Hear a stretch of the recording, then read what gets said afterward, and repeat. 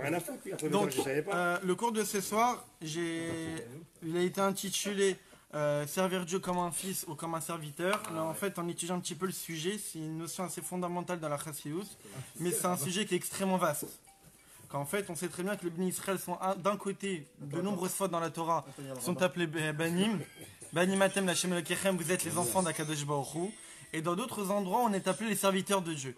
Et donc, en fait, dans les textes des Chassidut, on nous explique que servir Dieu comme un fils, c'est d'une certaine manière, et servir Dieu comme un serviteur, c'est d'une autre manière. Et même dans le serviteur, il y a deux catégories de serviteurs. Il y a ce qu'on appelle Eved Pashut, un serviteur simple. Il y a ce qu'on appelle Eved Neeman, un serviteur fidèle. Ce sont deux sortes de serviteurs. Ce soir, je pense qu'on aura peut-être le temps seulement d'aborder le serviteur simple.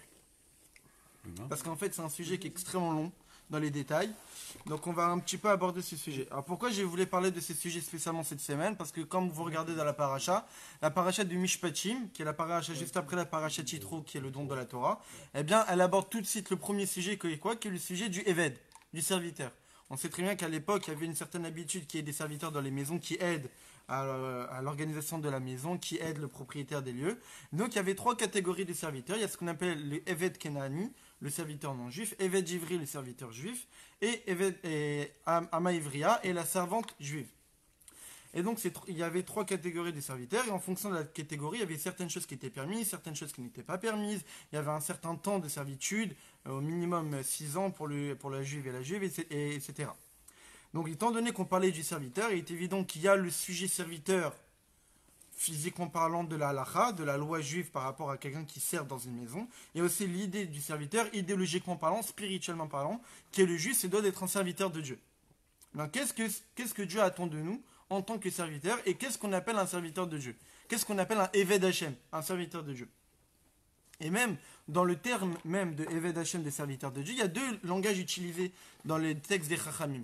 Il y a ce qu'on appelle Eved Elohim, Oved Elohim, donc les serviteurs de Elohim. Il y a ce qu'on appelle Eved Hashem, le serviteur de Hashem. On sait très bien, on a souvent étudié que Yud Kevavke et Elohim, ce sont deux noms divins complètement différents. Yud Kevavke, le tétragramme divin, ça fait référence plutôt au nom de Dieu, de l'essence même de Dieu. Et Elohim, c'est le nom de Dieu qui a la même valeur numérique que Hateva, la nature. Et donc, lorsqu'on appelle un juif Oved Elohim, quelqu'un qui sert Elohim, qui sert Dieu, mais dans le Dieu appelé Elohim, ça veut dire que c'est quelqu'un qui travaille sur la nature. C'est quelqu'un qui travaille sa propre nature. Donc, ce qu'on va essayer de comprendre, c'est quel est le sens d'être le serviteur de Dieu.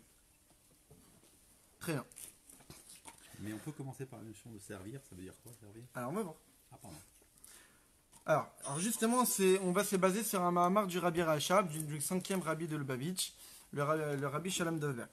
Vokemo Masé Eved la donne comme un serviteur vis-à-vis de son maître, qu'on voit concrètement que l'essentiel de la servitude est essentiellement l'idée de joug. C'est qu'il a une soumission vis-à-vis de son maître. C'est-à-dire qu'il n'est pas intéressé par il n'est pas intéressé par le travail. Il n'a aucun intérêt au travail. Et tout son service, c'est quoi? Du fait de l'énorme torpeur et l'énorme crainte qu'il a vis-à-vis de son maître. Et donc, il va servir son maître, même si le travail est extrêmement difficile, et même s'il est extrêmement lourd. Même si c'est contre ses capacités personnelles, et même si c'est contre sa volonté propre. C'est-à-dire que le serviteur, lui, dont on parle, c'est une personne qui va servir son maître. Pour quelle raison? Parce qu'il a peur de son maître, parce qu'il a une crainte. Est-ce qu'il a un intérêt au travail qu'on va lui demander de faire? Non. Est-ce qu'il est intéressé par cela? Non. Est-ce qu'il a un certain plaisir qui va tirer de cela? Non. Est-ce qu'il veut faire ça? Non. Son maître souhaite qu'il accomplisse une charge, qu'il accomplisse une mission, qu'il accomplisse quelque chose. Il va le faire, même s'il va en tirer aucun plaisir. On parle d'un serviteur non rémunéré. Exactement. Un esclave, quoi. Une soumission. Ouais, on parle d'un esclave. Il est serviteur dans ce cas-là. Il est nourri logé quand même. Alors même on va dans l'explication, on comprendra encore beaucoup plus la subtilité de cet esclave-là. Parce que même si on parlerait de récompense, ces serviteurs dont on parle n'a même pas de conscience d'exister. Pour lui, il n'y a que son maître. Donc même si a priori il récupérait une récompense, vu qu'il n'a plus une existence propre, la récompense qu'il obtiendra ne sera orientée que pour le maître, vu qu'il n'a même plus d'entité personnelle. Alors on va voir dans les explications. Otechabed alav avodat sheteketzer rucho. Tellement que la serviture sera lourde, ça sera une charge énorme pour lui, au point qu'il ne sheteketzer rucho venafsho alav, au point qu'il aura du mal à respirer, c'est quelque chose qui va vraiment lui prendre à cœur, le toucher et l'épuiser. Vegam balayla lo nyar bishna. Pas seulement durant la journée, mais même la nuit, il n'arrivera même pas à dormir. Pourquoi? Parce que cette charge qu'il aura pris sur lui, ce travail qu'il aura, ça va le perturber.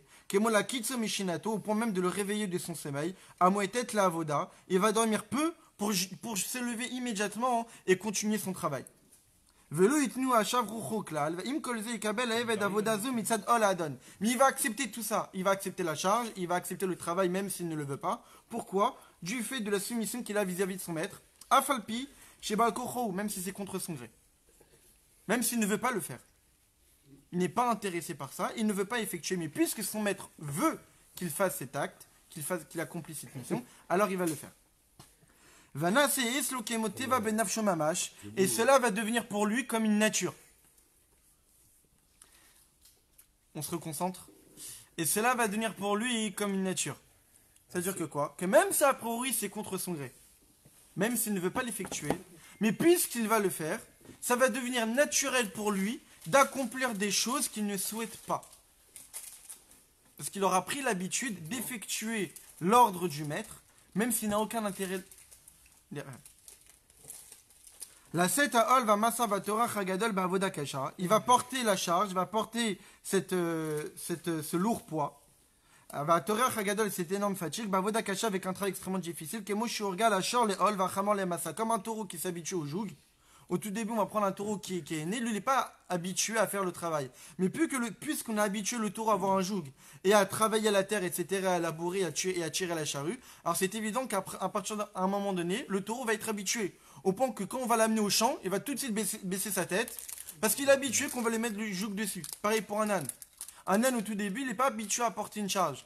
Mais puisqu'on l'aura habitué à porter une charge, à porter, à faire des longues distances pour justement déplacer cette charge qu'on a besoin de cet âne pour pouvoir la déplacer, automatiquement l'âne va même plus respecter lorsqu'on va lui imposer une charge sur son dos. Ou le cheval, c'est pareil. Pareil aussi pour le cheval. Mais généralement, c'est plutôt un âne qu'on utilise pour déplacer des charges. Un cheval, c'est plutôt utilisé pour le déplacement. On le dresse. Oui. Pour qu'on puisse monter dessus, sinon on va. Et cette soumission-là va être acquise chez le serviteur comme une nature. Ça va devenir naturel pour lui, au point qu'à un moment donné, il ne ressentira même plus l'effort pour pouvoir effectuer la tâche. Tellement qu'il se sera habitué à faire des choses qu'il ne souhaite pas, à faire des choses qu'il ne veut pas accomplir. Mais là, tu parles des serviteurs non juifs ou juifs aussi? Alors, tout à l'heure, j'avais parlé des différentes catégories des serviteurs pour savoir de quoi parle la paracha. Mais Là, on dans parle ce de qu'on quoi? va parler, c'est plutôt le serviteur, c'est-à-dire servir Dieu. D'accord. On va d'abord, souvent dans la Chassidut, il y a marqué un verset dans la Torah qui dit Mifsare chazé loka, que de ma chair, je verrai la divinité.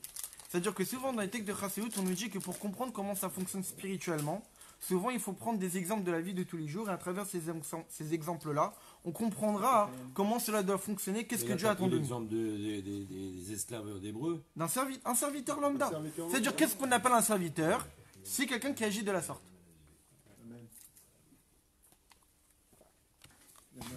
וכל זה הוא מפני שבזה שנותן את עצמו לעבד. Du fait qu'il s'est donné en tant qu'esclave, alors il a annulé tout son être. Au point qu'il n'est même plus une existence personnelle. En d'autres termes, la définition qu'il aura de lui-même, c'est de faire la volonté du maître. Est-ce qu'il a une vie privée? Non. Il n'aura même plus de vie privée. Sa vie, c'est de servir son maître. Et à partir du moment où toute sa vie, ça sera de servir son maître, n'importe quel moment de la journée, il cherchera, il ne fera que servir son maître. Au point, imaginons, on est en train de réfléchir, est-ce que ça serait imaginable qu'un serviteur on puisse le voir allongé sur un canapé et attendre? Non, un serviteur, il est tout le temps occupé. Pourquoi? Vu qu'il n'a même plus de vie privée, vu qu'il n'a même plus d'existence personnelle, toute sa vie, ça sera de servir son maître et d'accomplir les tâches que son maître a besoin de faire. Il n'a été créé seulement pour le travail et pour aider son maître dans les tâches qu'il aura demandé de faire. Vaharu Nirshav Kerechusho Vekinyan Kaspo, il sera considéré comme un bien mobilier de son propre maître. Il n'aura même plus de définition en tant qu'être humain à part entière, mais il ne sera qu'un objet de son maître, de la même manière qu'un maître ne ferait ce qu'il veut d'un objet qui serait dans ses mains. De la même manière, cette personne-là, ce serviteur-là, n'aura même plus d'existence personnelle, et la seule et unique raison de son sens de sa vie, ça sera de faire la volonté de son maître. Au Mishumze, Mekabel alav kol avoda kasha verveda bioter, il acceptera sur lui tous les travaux les plus difficiles et les plus lourds. Ve'eno merer klal, il n'aura aucune arrière-pensée. Kikar tsarich liot, parce que c'est ainsi que ça doit être. Ki zeu kol maoto, parce que ça toute sa vie. Rak avoda vashirut, c'est seulement de travailler et de servir. Il n'a même pas d'autre intérêt dans sa vie. Il n'a même pas de passe-temps. Il n'a rien d'autre dans sa vie si ce n'est d'accomplir les tâches, de servir son maître. Velachen, c'est pour cela, ça sera une nature pour lui de porter ses charges et ses lourds fardeaux. Venevadai, Eved Kaze, et no simcha, c'est évident qu'un Eved, un serviteur de la sorte, il n'a aucune joie. Il ne peut pas avoir de joie lorsqu'il sert son maître. La joie ne se produit que lorsqu'il y a un certain plaisir, que lorsqu'il y a un certain intérêt, lorsqu'on effectue une certaine tâche. Mais vu que ce serviteur-là ne sait même pas sa volonté d'accomplir ce travail, ce n'est pas sa volonté d'accomplir cette tâche, mais c'est juste parce que son maître lui a demandé, et par crainte de son maître, alors il va l'effectuer, il n'aura aucune joie à le faire, et aucune satisfaction personnelle de son propre travail. Donc la récompense. Mais même c'est une récompense.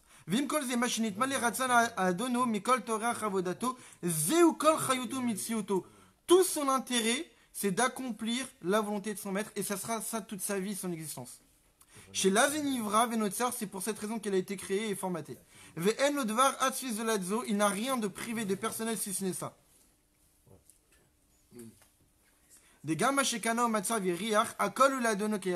Et même comme vous avez dit par rapport à la récompense, même tout ce qu'il va acquérir par le biais de ses travaux, il ne va en tirer aucun bénéfice, puisque toute sa vie c'est son maître. Donc même s'il le recevrait, ça reviendra automatiquement pour son maître.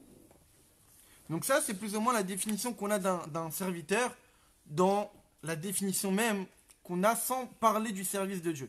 Maintenant, le Rabbi Racha va essayer de faire correspondre cette idée qu'on a du serviteur dans le service de Dieu. Donc comme je l'ai dit, il y a plus ou moins 3 catégories. Il y a être un fils d'Akadosh Baruch Hu, il y a être un serviteur d'Akadosh Baruch Hu. Et dans le serviteur, il y en a 2. Il y a le serviteur simple et il y a le serviteur fidèle. Ce soir, on va plutôt parler du serviteur simple. Peut-être qu'un autre jour, on parlera des 2 autres catégories. Mais je pense que le mieux, c'est plus de s'attarder seulement sur un sujet que de passer brièvement sur plusieurs. Donc, pour essayer de comprendre cela, on va essayer de faire une corrélation avec le service de Dieu. Comme on vient de le dire, nous sommes appelés serviteurs d'Akadosh Baruch Hu. Donc, puisque nous sommes appelés des Eved Hashem, des serviteurs de Dieu, il est évident que nous, on doit servir Dieu comme un serviteur qui sert son maître. Et donc, on va essayer de faire une corrélation entre ce qu'on vient de définir, ce que c'est un serviteur, et ce que le juif doit se comporter dans sa vie pour exprimer une certaine servitude qu'il a vis-à-vis de Dieu. Comme on le voit par exemple dans notre paracha. Dans notre paracha, on parle d'un serviteur juif que normalement, d'après la loi de la Torah, comme on voit dans notre paracha, il ne pouvait servir son maître que pendant 6 ans. Il y avait une limite de 6 ans. Comment un juif pouvait devenir serviteur? Soit par exemple, il a volé, il n'a pas les moyens de rembourser le vol. Et donc, on l'a imposé de se vendre en tant qu'esclave pour justement récupérer les moyens nécessaires pour pouvoir rembourser sa dette. Ou sinon, une personne se vend en tant qu'esclave parce qu'il n'a plus les moyens nécessaires pour subvenir à ses propres besoins. Donc, puisqu'il ne peut plus gérer sa vie privée, sa vie personnelle, alors il se vend pour servir une autre personne. Maintenant, cette serviture est limitée à 6 ans. Au bout de 6 ans, Il y a une explication aux 6 ans. il y a une explication en 6 ans, mais moi je ne vais pas renforcer. Non, rentrer- c'est ans. Oui, il y a forcément. Hein 6 ans. 6 ans. Vous savez quoi, je pensais au délai de 7 ans quand il y a une dette et que Donc, c'est le délai de 7 7 ans, ans, tu ne peux plus la réclamer. C'est possible, c'est ça lié. C'est pas c'est 7 pour ça ans que ou je 6 pensais ans. 6 ans. On a pas ça, 7 ans là marqué. Non, 6 ans. non, c'est 6 ans. Tu as mal lu le commentaire d'Annie qui Ah oui, 6 jours, les 6 jours de la. Alors, Bah, évidemment, on comprend le lien avec les 6 jours de la semaine, ensuite le Voilà. Shabbat, les 6 ans, comme tu l'as dit, après il y a l'année de la Shemitah, etc. Voilà. Ah oui, la Shemitah, oui. Mais au bout de ces 6 années-là, Il étudie. le serviteur juif, s'il dit, comme on voit dans notre paracha, si le serviteur dit « J'aime mon maître même, j'ai envie de rester chez lui. J'ai envie de continuer à être un serviteur. » Il ne veut plus récupérer sa liberté. Mais pas le droit. l'amour, le sentiment du maître, il est incompatible avec l'asservissement. Alors, C'est un serviteur fidèle, il dit. Ouais. Fidèle. ce que je veux dire par là, évidemment Lionel, qu'il y a des conditions. Lionel, on écoute s'il te plaît. Évidemment qu'il y a des conditions pour que la personne, pour qu'on puisse accomplir la cérémonie que je vais parler. C'est-à-dire au bout de 6 ans, si le serviteur veut continuer, là, ce qu'on appelle, il va faire la cérémonie du poinçonnement. C'est-à-dire qu'on va le mettre devant la porte, devant la mezouza, et on va lui poinçonner l'oreille. Devant la porte. Non, devant Devant la mezouza. Oui, il met devant la porte, sur le fronton, et Ouais. il tape. Sérieux? Et on poinçonne l'oreille. Il y avait Pourquoi on pas lui poinçonne il y avait l'oreille pas de pince avant. C'était Alors pourquoi on lui poinçonne l'oreille? Parce qu'en fait, Rachid nous précise que c'est cette oreille-là qui a entendu au Mont Sinaï lors du don de la Torah que vous serez mes serviteurs. Et maintenant, tu vas être le serviteur d'une autre personne. Puisque tu vas être le serviteur d'une autre personne, tu vas être le serviteur d'un serviteur, et donc tu ne veux pas accomplir ce que tu as accepté sur toi. Tu as accepté d'être mon serviteur à moi Dieu, et maintenant tu as envie d'être le serviteur d'une autre personne. Alors je te poinçonne l'oreille parce que tu n'as pas respecté ce que cette oreille a entendu lors du don de la Torah. Mais ça n'empêcherait pas d'être le serviteur de Dieu en même temps. Mais a priori, Son normalement, maître va lui laisser faire cette fille-là. Oui, mais- certes, mais non, parce qu'en fait, on sait très bien qu'un vote. serviteur n'accomplit pas toutes les misotes. T'as l'impression que Dieu il se met à la hauteur d'un homme. C'est pas qu'il se met à la hauteur d'un hauteur, mais quand on est serviteur de Dieu, c'est exclusif. Je suis serviteur seulement de toi et de rien d'autre. Et que toute ma vie est orientée vers la servitude de Dieu, comme on va le voir. Mais là, si je suis serviteur d'un homme, c'est que toute ma vie est orientée vers servir cet homme-là. Et à partir du moment que je suis serviteur juif, il y a aussi, je rentre dans une certaine catégorie que je ne peux pas forcément accomplir certaines mitzvot. Même si serviteur juif, il sera permis pour lui de se marier avec une non-juive. Donc, il n'est plus vraiment dans la catégorie juive, comme on fait tous les matins dans les bénédictions. On remercie Dieu de ne nous avoir fait non-juifs. Ensuite, on remercie Dieu de nous avoir fait esclaves. Et on remercie Dieu de ne pas avoir fait femmes. Pourquoi? Parce qu'en fait, justement, pourquoi dans cette hiérarchie? Pourquoi dans cet ordre-là? Parce qu'un gars, lui, il n'a aucun commandement à accomplir. Donc, à part les 7 lois Noachid. Donc, il a vraiment très peu. Donc, on remercie Dieu de ne pas être dans cette catégorie-là, que Dieu nous a donné le mérite de pouvoir accomplir 613 mitzvot. Comme on l'a étudié la semaine dernière, c'est que les mitzvot que Dieu nous a donnés, c'est un cadeau de sa part. Ensuite, on remercie Dieu de ne nous avoir pas fait esclaves. Pourquoi? Parce qu'un esclave, il a moins de mitzvot qu'un juif libre à accomplir. Et ensuite, on remercie Dieu de ne pas être femme, parce qu'une femme n'a pas autant de mitzvot qu'un homme. Donc c'est pour cette raison qu'on fait dans cet ordre-là, parce que même une femme a moins de mitzvot qu'un esclave doit accomplir. Donc voit qu'un esclave juif, il a quand même des mitzvot qu'il ne peut pas accomplir. choix, ça. Oui. Tu veux devenir mon esclave? Couper l'envie. Et donc, on voit de là que quoi? Que de manière naturelle, un juif, il est serviteur de Dieu. Maintenant, cette servitude de Dieu s'exprime comment? Lorsqu'on demande à un juif de servir Dieu, qu'est-ce que ça veut dire servir Dieu? Alors, on va le comprendre. Donc, comme je crée Ben Israël, les Ben Israël sont appelés serviteurs de Dieu. Que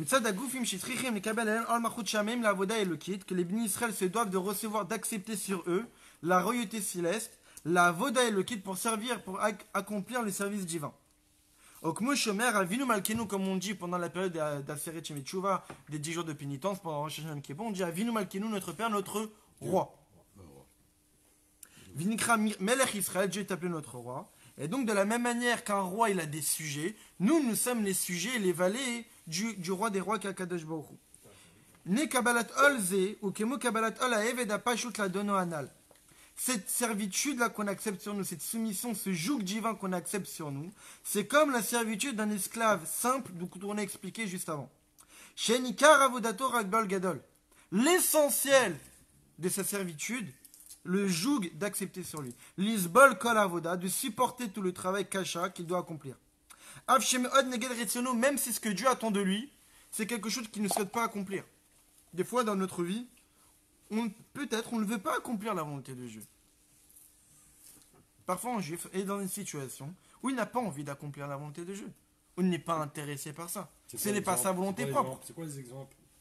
Chacun dans ses vies privées peut le voir. Non, mais. Des périodes de sa vie, Les périodes de pour ta planer, vie, Je connais pas, je peux savoir c'est quoi les Bah, exemples. t'as pas toujours fait Ça veut Shabbat dire dans ta que vie, par exemple. tu vas aller à la synagogue à contre-pied. Bah, tu vas pas du tout, moi. Tu vas Samedi. pas des fois, bah, tu vas pas, t'as pas envie d'y aller, tu Ouais, vas je vois pas. pas. Bah, tu vas pas. Quand tous les juifs Non, du si tu monde vas ils vont à la pas, synagogue. tu fais rien alors. Tu t'as fais pas rien, envie. alors tu vas pas manger Ou cachère, tu vas. Peut-être que t'es pas en disposition. t'es un C'est peu- quoi les exemples? C'est pas Je bien, veux savoir quoi. les exemples, c'est quoi? Bah, c'est un exemple, ça. De pas, mais tu sers Dieu à contre. Oui, quelqu'un ne veut pas manger cachère, quelqu'un ne veut pas pas faire mettre les Shabbat. tefilines, quelqu'un ne veut pas mettre les tissus, quelqu'un ne veut pas faire Shabbat, quelqu'un ne veut pas manger. Ah non, il fait rien alors le mec. C'est pas qu'il alors. fait rien, c'est que sur certains sujets, sur certaines mises, il n'a pas envie de la faire. Il n'a pas envie de la faire. Mais il a fait. Il a Justement, fait à contre-cœur. alors quoi. justement, ça l'idée. Ça l'idée, c'est que peut-être ces juifs, là on parle d'une certaine catégorie de juifs, peut-être il n'a pas envie de faire la mitzvah. Il n'a pas envie de faire la volonté de Dieu. Comme on l'a dit, il y a la volonté du maître, et il y a la volonté du serviteur. Eh oui. Il est tout à fait possible que le serviteur ne veuille pas accomplir la volonté du Parce maître. qu'il Eh est oui. syndical, il le fait quand même. Donc, Mais il le fait quand même. donc le juif là, il va le faire quand même. C'est ça l'idée. Mais c'est ça un serviteur. Un serviteur, comme je l'ai dit, c'est qu'il arrive à la conscience qu'il n'a même pas d'existence propre. Et ça, c'est ce qu'on va essayer de comprendre. Non, mais nous, on en a une. Bah oui. En tant que serviteur. Alors justement, c'est ça le travail qu'il faut faire. C'est ça le libre Mais oui. arbitre. Mais oui, On mais est les oui. serviteurs Mais on fait ce dans qu'on veut. l'absolu. Le- Après, on peut ne rien faire. Certes. On Ou peut faire. faire La à pousse- reculons. On peut faire de tout cœur. Ou on peut rien faire du tout. Alors, on va dire, l'idée, c'est que le libre arbitre, évidemment, nous donne la possibilité de pouvoir tout faire. Faire ou ne pas faire. Oh, tout à fait. Maintenant, ce libre arbitre nous a été donné essentiellement pour pouvoir l'utiliser pour faire la volonté de Dieu.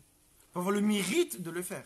Et pas seulement ça. Quand on parle, Oui. quand on va expliquer ce que c'est un serviteur de Dieu, il faut tendre vers À ça. la base, quand tu dis libre arbitre, ça te donne la possibilité de faire, ça c'est sûr, mais aussi de ne pas faire. Alors, je vais t'expliquer. Hein Je vais t'expliquer.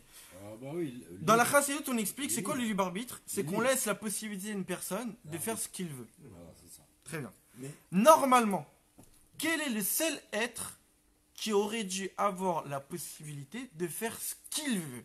Hachem. Dieu. Dieu qui est l'essence même de Dieu, qui est l'être parfait par définition, qui est au-dessus de tout, lui il fait ce qu'il veut. Ça, je te pique. La possibilité qu'il a donnée à l'être humain d'avoir ce sentiment de libre arbitre, c'est qu'il a donné quelque chose de l'essence même de Dieu. On parle du niveau du plus élevé du divin. Ce que Dieu a donné la possibilité aux Juifs d'avoir ce sentiment de que c'est open bar pour lui de faire ce qu'il veut, c'est qu'il a donné aux Juifs quelque chose qui relève de l'essence même de Dieu. Je ne parle même pas de lumière divine, je ne parle même pas de dévoilement divin, comme on l'a souvent expliqué, que dans la divinité, dans le spirit, il y a plusieurs degrés. Là, on parle d'un degré du divin qui ne relève que de l'essence même de Dieu, qui est celle de faire ce qu'il veut. Est-ce que ça serait logique qu'on a un cadeau qui provient de l'essence même de Dieu et on va l'utiliser pour faire quoi? Le contraire de la volonté de Dieu. Oui, mais ça, Imaginons, quelqu'un te donne un cadeau, tu vas l'utiliser Non, mais c'est- pour faire le contraire de ce qui t'a donné le cadeau. oui, mais ça a ouvert la porte à ne pas avoir envie de Certes, faire. évidemment, parce que ça nous donne la possibilité d'avoir des récompenses. Tout le sens du récompense, tout le sens de Torah et Misot, c'est qu'il y a la possibilité du choix. Et que la valeur du juif, c'est qu'elle a choisi de faire le bien. Est-ce que c'est mal de choisir ses mitzvot? On ne doit pas choisir sa mise. Non, non, mais c'est parce que. Ah, non, mais il y a des mitzvot que tu fais naturellement. Il n'y a même pas d'Isra, tu n'as même pas de force. Tu le fais, tu te dis quoi qu'il arrive, et il y en a d'autres, des fois, c'est dur. Très bien. Alors justement, on t'explique dans la Chassidut que les choses qui sont faciles de faire, évidemment, il faut les faire. Ouais. Les choses qui sont difficiles de faire, c'est là où tu dois mettre toutes tes forces. Pourquoi? Ouais. Parce que c'est là où il y a ta mission. Ah, d'accord. On sait très bien que chaque juif, il a une mission sur terre à accomplir. Non, non, c'est. Et souvent, le rabbi souvent il a répété dans plusieurs sikhot, que les mitzvot où c'est le plus difficile à accomplir, c'est là où Dieu attend de toi vraiment.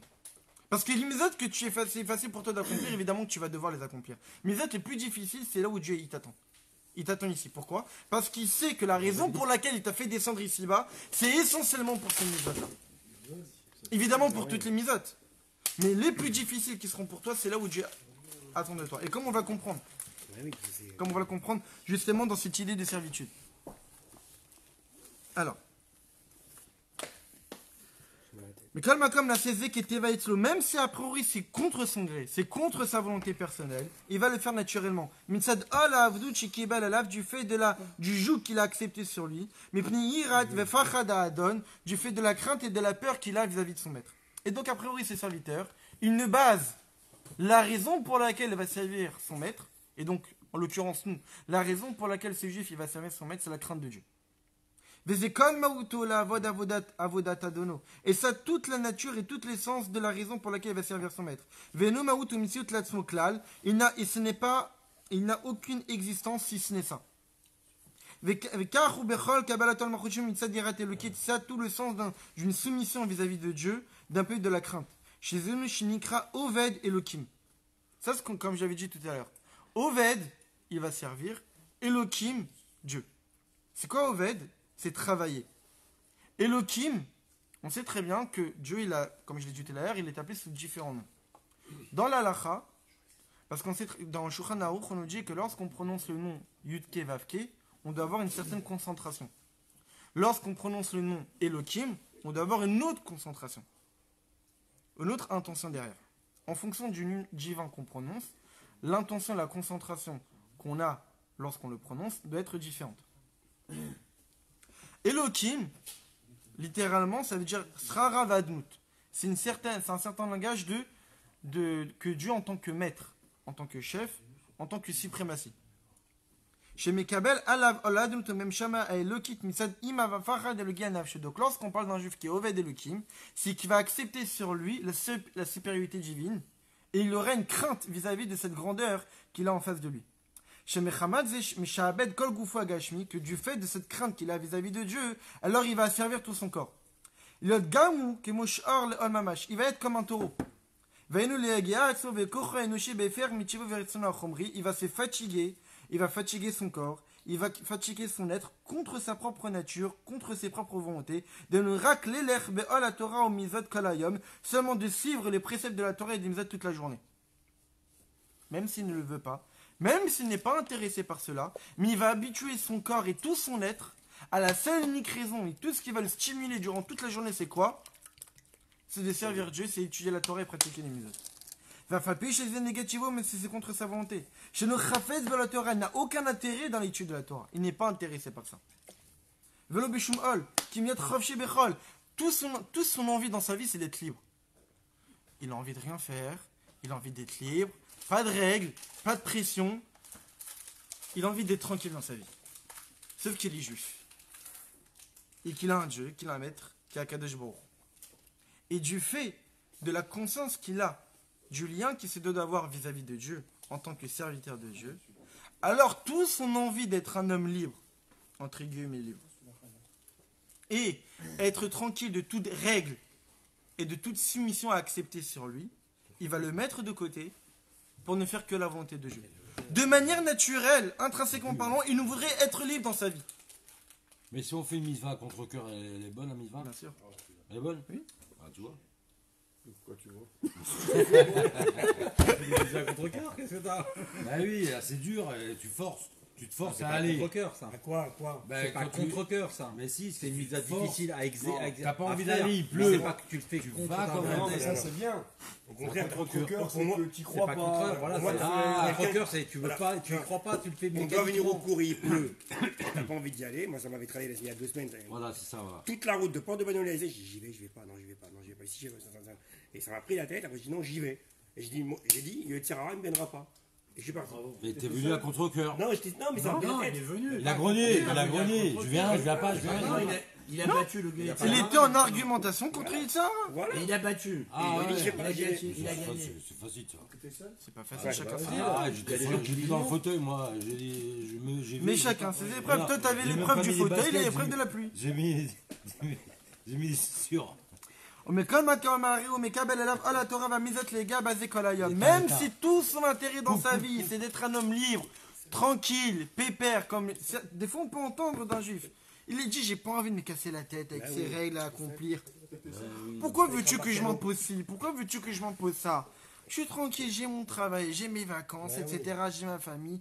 Voilà. Qu'est-ce que tu veux que je me casse la tête à accomplir Torah Mizot? Alors voilà, là maintenant tu as introduit une notion très importante. la notion de Khav Hashem, Rachman culpabilisation. Islam, qu'un juif peut penser ainsi. La notion de culpabilisation. Que Je suis très sérieux par rapport à ça. C'est vrai que parfois, on se dit, il faut faire les mitzvot, et c'est ça. Mais parfois, quand tu ne le fais pas, tu te dis, merde, j'ai pas fait, ça culpabilise. sûr. Et si je ne fais pas, peut-être que ça va moins aller. Voilà.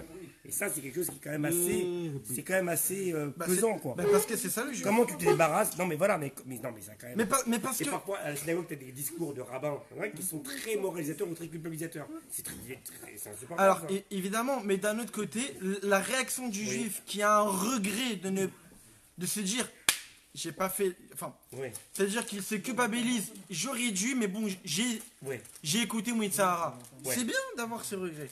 Tu imagines un juif qui écoute son Sahara, il s'en fout. Non, c'est pas le sens de mon propos. Ils s'en foutent. Non, ça, c'est une partie de la réponse. Il est tombé s'ils s'en foutent. Pourquoi beaucoup de rabbins véhiculent et argumentent sans le vouloir la notion de dire ah ben si pour ça pour être bien ben, il faudra faire ça sinon machin. Non, ça c'est quelque chose d'insupportable. Alors, malheureusement, le Baal Shem Et c'est Tov, fréquent. Hein, c'est le pas- Baal Shem Tov et tous les chassidim ont beaucoup travaillé là-dessus. C'est Ouais. qu'à l'époque, il y avait ce qu'on appelait, on demandait à des maguides. À l'époque du Baal Shem Tov, il y avait beaucoup de Ouais. ça. C'est qu'en fait, on demandait à des grands raves qui venaient dans certaines villes de faire des grands discours. D'accord. Et la plupart des grands discours, c'est comme tu dis, des discours moralisateurs, Ouais. des sermons, où ils écrasaient le moral de la communauté. Si vous faites ci, vous aurez ça. Si telle famille a eu un malade s'il y a un malade, c'est parce qu'il y a ci, c'est parce que ça, etc. Le Baal Shem Tov était contre ça énormément. Le Baal Shem Tov, il dit quelque chose de très fort. Il dit que lorsque vous voyez un autre juif qui est dans une situation assez difficile dans sa vie, la réaction du juif, c'est de ne jamais réfléchir aux raisons pour lesquelles il a subi ça. Jamais chercher les causes. La seule unique personne qui doit chercher les causes, c'est lui-même.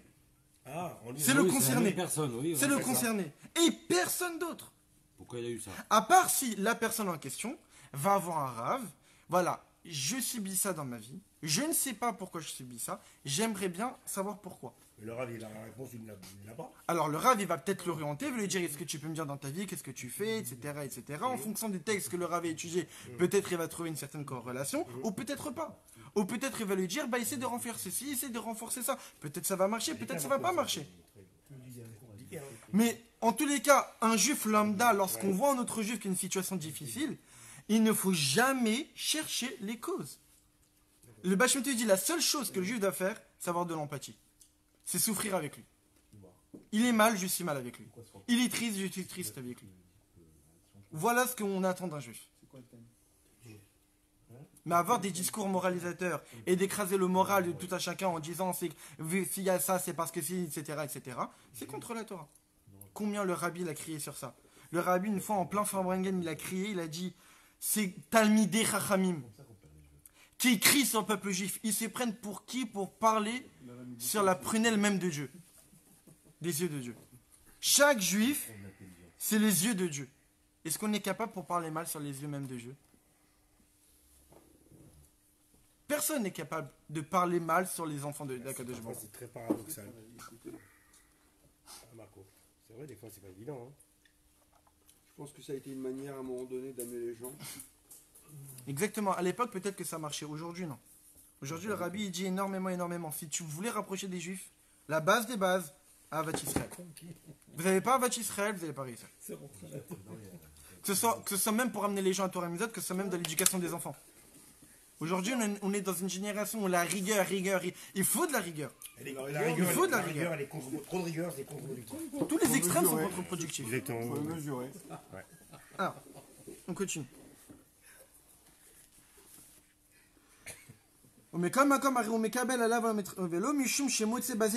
Ses serviteurs, lorsqu'il va servir Dieu, même s'il n'a aucun intérêt,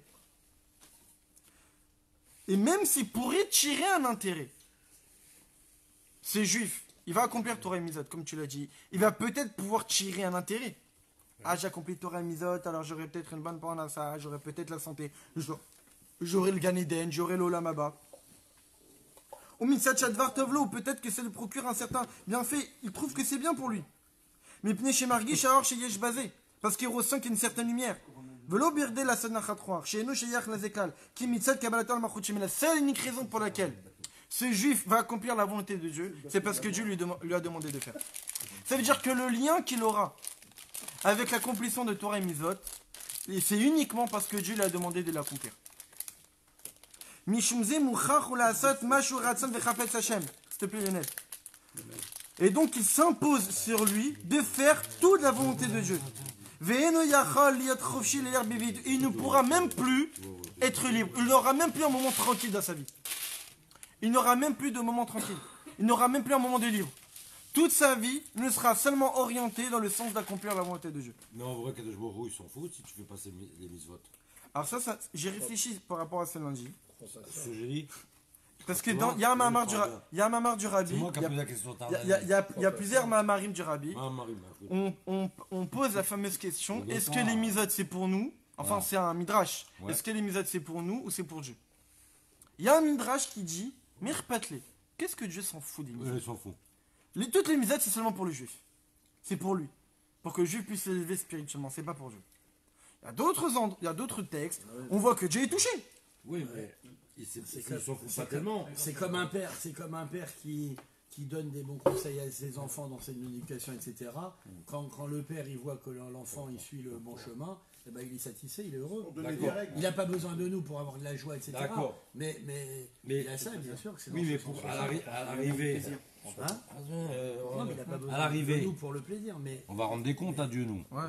Donc, là, il s'en fout pas. 50-50.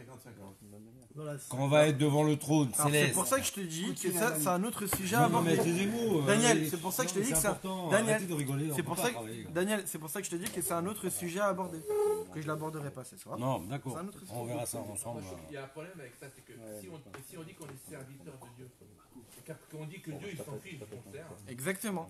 c'est Alors, bizarre quoi. alors- Il y a un problème là. hein. Alors justement, Là, c'est tu vas plus servir Dieu. Si tu te sers que je te sers, je te sers plus. alors justement c'est une question qu'on Voilà, pose dans ça aussi, énormément de mamarim. C'est une question qu'on demande dans énormément de mamarim. C'est quoi la question? C'est que si on dit qu'on sert Dieu et que le serviteur souvent il apporte quelque chose au maître, et même des fois le serviteur il apporte quelque chose au maître, ce que le maître de lui-même n'était pas capable de faire. alors il est pas Alors- enseigné. Si il est pas capable. Alors comment peut-on dire qu'on sert Dieu? C'est comme si qu'on apporterait quelque chose à Dieu. Et peut-être même qu'on apporterait quelque chose à Dieu, ce que Dieu lui-même n'était pas capable de faire. Alors comment Pas comprendre? obligé d'aller droit. Alors dans certains mamarim, les rébim, ils expliquent Ah bon. que j'aborderai pas ce soir. Pourquoi Parce qu'il faut rester sur le sujet. Bah oui, on change de sujet, mais c'est tout, c'est une question. Pourquoi C'est un grave. Et nous manichol liad batel mais Eiza avodachier. Et donc ce serviteur dont je parle, c'est le juif. C'est comment le juif doit être. Hein. Il ne se laisserait jamais il ne se laisserait jamais un moment de libre. Au machichol la sat mashoratzen baer, et il s'impose, il s'efforce à accomplir la volonté de Dieu. oui. Au comment il va être begashmut, comme on voit un serviteur. Et nanavdut amici et chez lui batel klal. C'est quoi un serviteur? Un serviteur véritable. C'est qu'il ne reste jamais sans rien faire. Tim tami javad tadono.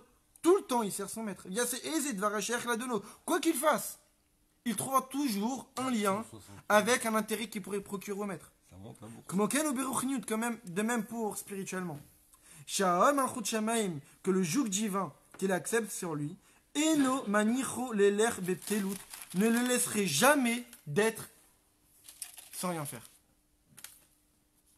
Un juif qui reste sans rien faire, c'est un juif qui a laissé la possibilité pendant un moment donné dans sa vie de ne pas ressentir le joug divin. Parce que lorsqu'on ressent le joug divin sur sa tête, c'est qu'on est toujours préoccupé servir Dieu, servir Dieu, servir Dieu, servir Dieu. Kim lavod avodatot tamid, et servir Dieu éternellement et de manière permanente. Va gamshu beol, et même si c'est une soumission, chez nos chafez behemet basé, et qui n'a aucun désir à accomplir les mitzvot, mais il le fait seulement parce que Dieu l'a demandé de le faire. Achawal malchut shamim shalav machichol hazeh, sheyefshar liad baofen acher. Cette soumission qu'il a acceptée sur lui le transformera de manière à être une personne où il lui sera impossible de vivre autrement.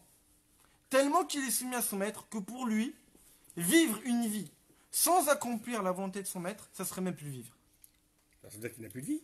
Exactement. Et donc Et la seule définition de vie qu'il aura, ce sera quoi? la raison de son maître. C'est ça. Voilà. Ouais, mais servir jusqu'à On s'annuler. appelle ça être annihilé. Vegam balayla, lo yanuar beshina. Et même durant la nuit, il ne sera jamais tranquille pour dormir. Enuneladen mishinato. Il va se réveiller de son sommeil. La sok betora pour étudier.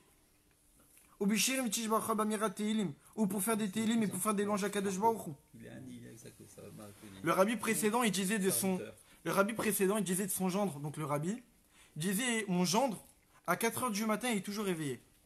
Soit il n'est pas encore allé dormir, soit il vient de se réveiller. C'est-à-dire qu'il dort jamais. Il dort peu. Non, mais ça veut dire qu'il est complètement dévoué à. C'est qui lequel, Jean? Le rabbi, Le rabbi. le rabbi actuel. Le rabbi précédent, son gendre qui était le rabbi, il disait de lui qu'à 4h du matin, on le voit toujours réveillé. Bah oui, pas du Japon. Et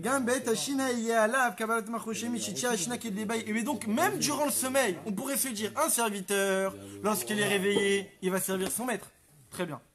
Lorsqu'il dort, il dort. Non.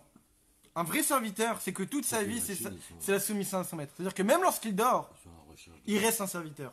Que lorsqu'on le verra dormir, c'est un serviteur qui dort. Comme il y a une fameuse phrase racidique. Un juif qui dort, ça se voit. Peut-être même que. Même en dormant, on voit que c'est un juif. Peut-être même quand il dort, ses rêves, il prie. Pas forcément les rêves, même extérieurement, on voit que c'est un juif qui dort. Pourquoi? Alors déjà, comme on vient de le dire, déjà parce que lorsqu'il dort, il va falloir se réveiller à un moment donné pour servir Dieu. Il sait qu'il doit se lever tôt, ou même il va aller dormir en se disant que je vais dormir peu, pour essayer de profiter le maximum possible d'aller étudier la Torah et de faire des louanges à Kadosh Baruch Hu comme David Amelech le faisait. Même pas seulement ça. Lorsqu'il va dormir, la manière dont il va aller dormir, c'est d'une certaine manière. Où il n'arrivera pas à faire des erreurs lorsqu'il dormira. Ça, par contre, Dieu, il aime. Vegam la quitte citation Beit Nisrach, il va se réveiller au moment qu'il faut. Que ce soit de se préserver de tout problème, que ce soit de se préserver de tout problème qui pourra arriver durant la nuit, en particulier chez les hommes. On sait très bien que durant la nuit, un homme il pourra avoir certains problèmes. Et donc, il y a une certaine manière de dormir pour éviter ces soucis. Sur le dos. Alors justement, il ne faut jamais dormir sur le dos. Voilà. Les pertes nocturnes. Donc, il ne faut jamais dormir sur le dos, ni jamais dormir sur le ventre. Il ne faut pas dormir 2 heures avant. Il ne faut jamais manger 2 heures. Je peux dire pourquoi pas sur le dos pour ça. Parce que ça stimule.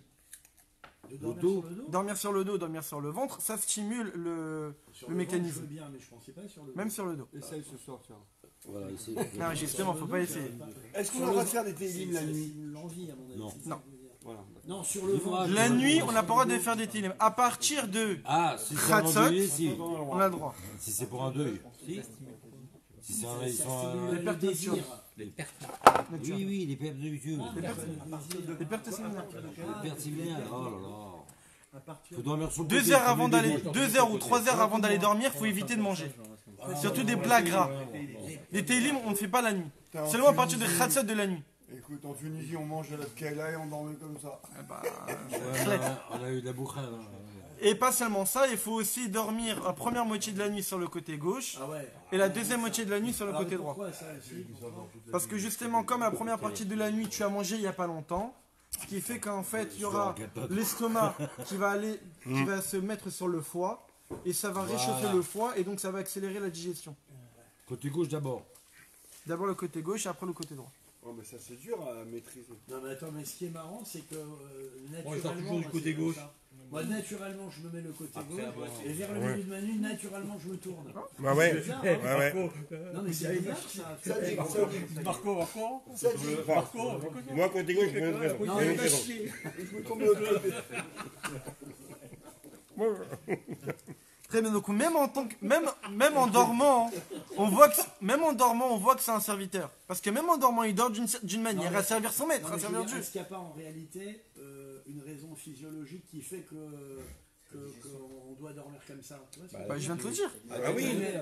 Oui, mais Pour la digestion et ouais, mais est-ce que c'est pas des observations d'humains, de rabbins de l'époque, ok, mais qui ont observé que on passait une meilleure nuit en dormant comme ça, et qui ont fini par en faire une règle. Pas mal de choses que on voit dans la halakha, Et qu'aujourd'hui, dans les sciences et dans la médecine, on voit qu'en fait, a priori, justement, les Chachamim avaient raison. Que lorsque tous les matins, on te dit. Ils avaient observé Voilà, des choses. la fameuse chose que tout le monde a entendue, le fameux Modéani du matin. Oui, quand on se lève le matin, Voilà, on évidemment. reste un peu assis. Exactement. Et C'est-à-dire- après, voilà. Et c'est le temps nécessaire de dire Modéani. Oui, et ce qui est vrai, c'est que si tu te lèves d'un coup et tu fais rhum et tu te lèves, tu peux tomber. C'est ça, c'est Tu pas vas mal. le vertige, etc. Et c'est vrai ça. Moi, je me lève vite, je compte pas. hein. C'est encore jeune. באופן et שיבוא vaillant. לידי מהשול, très bien. או בכדי לעבוד עבודתו, כמו כן, הרי הוא כופה את עצמו בכל התנאים הגשמיים. Et donc, pas seulement en dormant, on verra que c'est un serviteur. Pas seulement en dormant.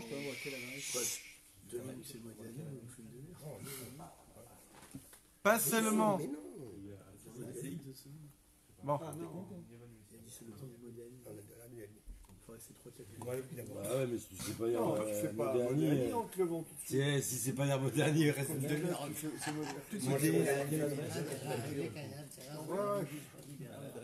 Bon, évidemment aussi en dormant, il faut garder la kippa sur la tête. Il faut aussi le mieux dormir avec un tzitzit. Pour faire quoi? Dormir.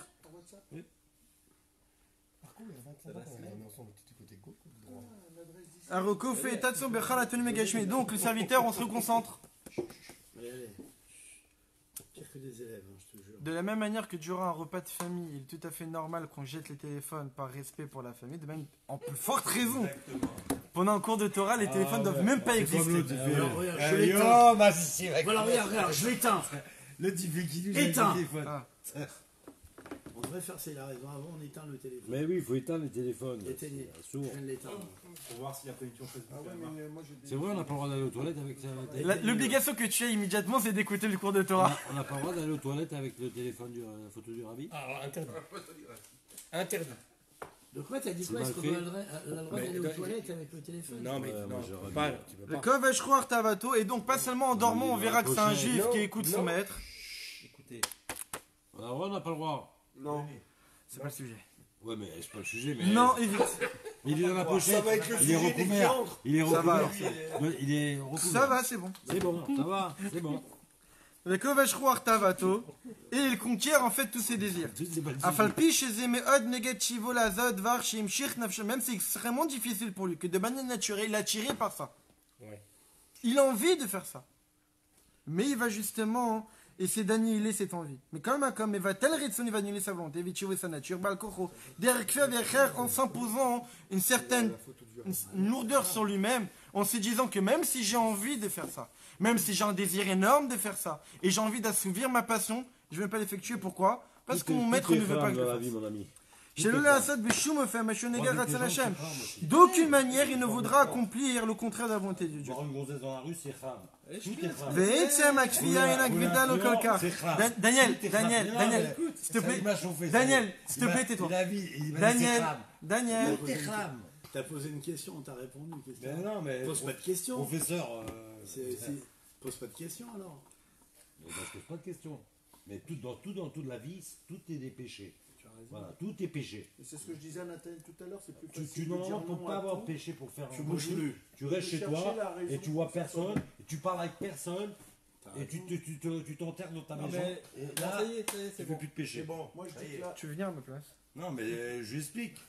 C'est gentil. Comment quelqu'un peut faire tes chouvas ici dans cette moi planète? je dis que la religion. Ah, moi, c'est c'est- trouver des Et alors, je solutions roulais, à- je vois dans le bus une femme avec la marque du string et la marque du. T'as Dim. coupé là? T'es un rabbin, Non, non. Hein? Non, mais c'est pas moi, il sait, il connaît quand même. C'est bien, hein. Que je, Mais tu moi je roules. le sens serein, donc c'est qu'il a coupé. Daniel, je vais te dire. Non, mais. Les yeux, ça se contrôle. Ok? Tu peux pas quand tu conduis avec le La bouche scooter. aussi, hein. Tu conduis avec le scooter, soit tu vois le vide. Elle met la bouche aussi, ça se contrôle. Comment tu vas conduire? Tu t'arrêtes. Vas-y. Les yeux, ça se fermes les yeux, contrôle, t'as les ton oreilles, petit ça se casque-œil. contrôle, la Ouais, bouche, ça se grave. contrôle. Daniel, tout se contrôle. Tiens, tu veux un petit facous? Ah, c'est pas évident. Tu veux un petit facous, Daniel? Ah, moi, quand je passe, quand je Non, vais au j'aime pas travail, ça, je j'aime passe à pas Gare ça. du Nord ou je passe à Gare Saint-Lazare, et là-bas, ils trouvent de mettre que des magasins, voilà. Bah, j'enlève les lunettes. Pourquoi tu m'as fait manger ça? Ah oui. Je sais où je vais, je sais où je sors, bah, j'enlève les lunettes. Voilà. Tout vient de Chine. Je préserve. Même ça vient de Chine. C'est dur. Et quelqu'un, un juif qui Regarde, maîtrise. Jérusalem, comment il marche dans la rue. Daniel, la parenthèse, tu la fermes, Tu te la fermes, il a dit. Il a dit la parenthèse. Ta parenthèse. Comme je dis à mes élèves, fermez la fenêtre et votre bouche Mais avec. oui, non, mais bon. Kabbalatol Messiah LO. Donc même si c'est quelque chose qui est extrêmement dur pour lui d'accepter d'aller contre ses désirs, d'aller contre ses passions, mais la soumission qu'il a acceptée sur lui l'aide. Mais du fait de la soumission du joug divin qu'il a accepté sur lui, il a peur pour lui-même. C'est plus seulement même une peur vis-à-vis de Dieu, tellement qu'il est attaché à Dieu, tellement que pour lui toute sa vie c'est Dieu, que pour lui c'est impensable de faire le contraire de la volonté de Dieu. Même s'il a un désir d'effectuer ça. Mais puisqu'il sait que c'est contraire à la volonté de Dieu, ça devient impensable pour lui de le faire. C'est par amour ou par crainte après? Crainte. En particulier lorsqu'on dit que l'acceptation de soumission de servitude qu'il a prise sur lui, cela le met dans une situation où il n'a même plus d'existence propre. Et puisqu'il n'a même plus d'existence propre, alors ce sera beaucoup plus facile d'annuler ses propres volontés, parce que de toutes les manières, il n'existe même plus. La seule et unique raison pour laquelle il existe, c'est d'être un serviteur de Dieu. La raison pour laquelle il existe, la raison pour laquelle il se lève le matin, la raison pour laquelle il va travailler, la raison pour laquelle il mange, il dort, il boit, tout, c'est de servir son maître, qui est Akadosh Baruch Hu, qui est le roi des rois. À partir de ce moment-là, même si intérieurement, il y a certains désirs qui s'expriment, ils envoient tout de suite valser, ça n'existe même plus à ses yeux. Pourquoi? Parce que dans sa tête, dans sa chair et dans tout son être, il n'y a que Dieu.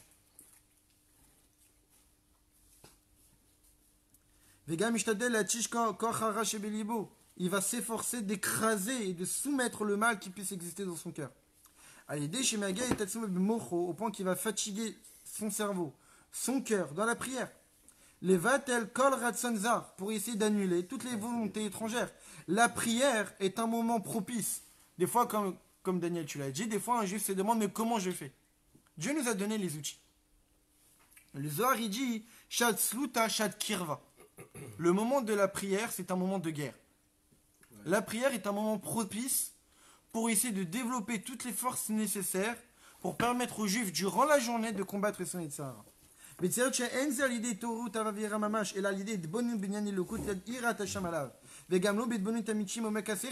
ne lui demande pas d'avoir un amour énorme, d'avoir une crainte énorme, mais seulement de réfléchir sur qui est Dieu. Et du fait que durant la prière, il a réfléchi sur qui est Dieu. La prière, ça. Oui. Alors il va développer en lui une crainte basique et suffisante qui va lui permettre d'écouter la volonté de Dieu. La tsar ruach tavoto af et d'arrêter tous ses désirs, que ce soit dans la pensée ou même dans la parole. Mais du fait de la soumission qu'il a acceptée sur lui, qui va lui empêcher de concrétiser tous ses désirs. Il va aussi s'imposer de servir Dieu aussi dans le bien. Il n'y a pas seulement s'empêcher de faire le mal. Un serviteur ne va pas seulement essayer de produire énormément d'efforts pour ne pas faire le contraire de la volonté du maître. Mais il va aussi essayer de fournir énormément d'efforts pour faire la volonté du maître. Pour faire le bien. Même si c'est dur pour lui. Il est fatigué. Il n'a pas envie d'effectuer ces efforts-là. Il ne tire aucun plaisir d'étudier la Torah. Il ne tire aucun plaisir de prier. Il ne tire aucun plaisir de mettre tefillin. Il ne tire aucun plaisir de faire Shabbat. Il ne tire aucun plaisir de faire Pessah, de faire Rosh Hashanah, etc. Mais il le fait quand même. Mais il le fait comme évidemment. Non, mais après le plaisir il vient. Non. Bah, Même s'il vient pas. Non, mais, Même s'il vient pas. mais des fois, Alors, c'est pour ça que j'ai dit au tout quand début. tu comprends tout le faire, tu dis, ah, c'est pas mal. C'est pour ça que j'ai dit qu'il y avait trois catégories. Pas pour tout. C'est Non, pour je suis ça que d'accord j'ai avec dit. C'est pour ça que j'ai dit qu'il y avait trois catégories. Ouais. J'avais parlé du serviteur simple. C'est ça le serviteur simple. Ah, si on parle du serviteur fidèle. Là, c'est une autre catégorie. C'est celui. C'est la soumission totale. Là. Là, c'est la soumission sans aucun goût. Voilà, C'est-à-dire qu'il n'y a même pas de réflexion. Il se soumet en prenant Il n'y a même pas de. d'émotion. Eh oui. C'est accepter sur lui que quoi qu'il arrive, C'est quoi comme qu'il se passe, c'est comme ça et pas autrement. Celui qui est en dessous, ça. Y a pas. Il y a plus, c'est les Ah, chiens. C'est-à-dire quoi? Non, Ah, il mais est ça, pas c'est rachat. c'est quelqu'un qui Pourquoi c'est quelqu'un Mais qui c'est n'écoute pas pas la un volonté. On est C'est pas beaucoup de un rachats. juif. Mais ça, oui. il semble. Mais c'est la Quoi vérité. C'est un juif. Mais Évidemment que c'est un juif. Marco, mais oui. D'accord. Et ça c'est le niveau basique du serviteur juif. C'est ce que nous, on doit avoir au minimum syndical, comme on veut. Bah Ah, minimum syndical, mais c'est pas évident. Il est loin le minimum. Très très dur. Non, c'est pas L'idée- moi, je pourquoi- trouve que Mais tu déjà, vois, excuse-moi, la Nathalie, notion de Ouais. soumission totale. aujourd'hui, un homme qui est 100% là-dedans, c'est presque un sadique pour nous. Alors, Attends. Et aujourd'hui, je vais aller loin, je vais mettre le pavé dans la mare comme on dit. Troisième choix. Quelqu'un qui s'annule complètement. Ça annule. S'annule. Non, s'annule, t'as raison, Il peut s'annule. s'annuler aussi. Ouais, Il est s'annule. annulé là pour moi. bah oui, C'est annulé, c'est pas. Euh, Ouais, mais c'est un peu. Il n'y en a plus beaucoup. c'est pour évidemment Je que vais te ça. dire pourquoi il n'y en a plus beaucoup. Parce que aujourd'hui, On est de plus en plus égoïste et égocentrique. déjà, et puis on a tous, on est des hommes au sens strict du terme, on a tous une famille, on a tous besoin d'une parnassa, et quelquefois quand on a besoin d'une parnassa, et ben, on fait des choses qui sont pas toujours, on a une pensée qui n'est pas toujours comme il faudrait qu'elle soit, on a, que ce soit en Israël ou en France, ben, tu es dans un monde où finalement... il faudrait effectivement non seulement enlever ses lunettes, mais même le truc de l'avion là et avancer. Ouais. Donc c'est très difficile Alors, d'être. il est évident que ça, c'est un niveau à atteindre. L'idée, c'est quoi? C'est de se dire que je dois tendre vers ça. C'est-à-dire qu'en fait, un juif doit ressentir au fin fond de lui-même, comme on l'a vu dans la paracha de la Séminaire cette semaine. Lorsqu'on a proposé au Béni Israël de prendre la Torah, qu'est-ce qu'ils ont dit? Tout le monde connaît. Naase vinishma. Oh, on les a forcés un peu. Bon, je vais pas rentrer dans cette. Je fais, après je comprends.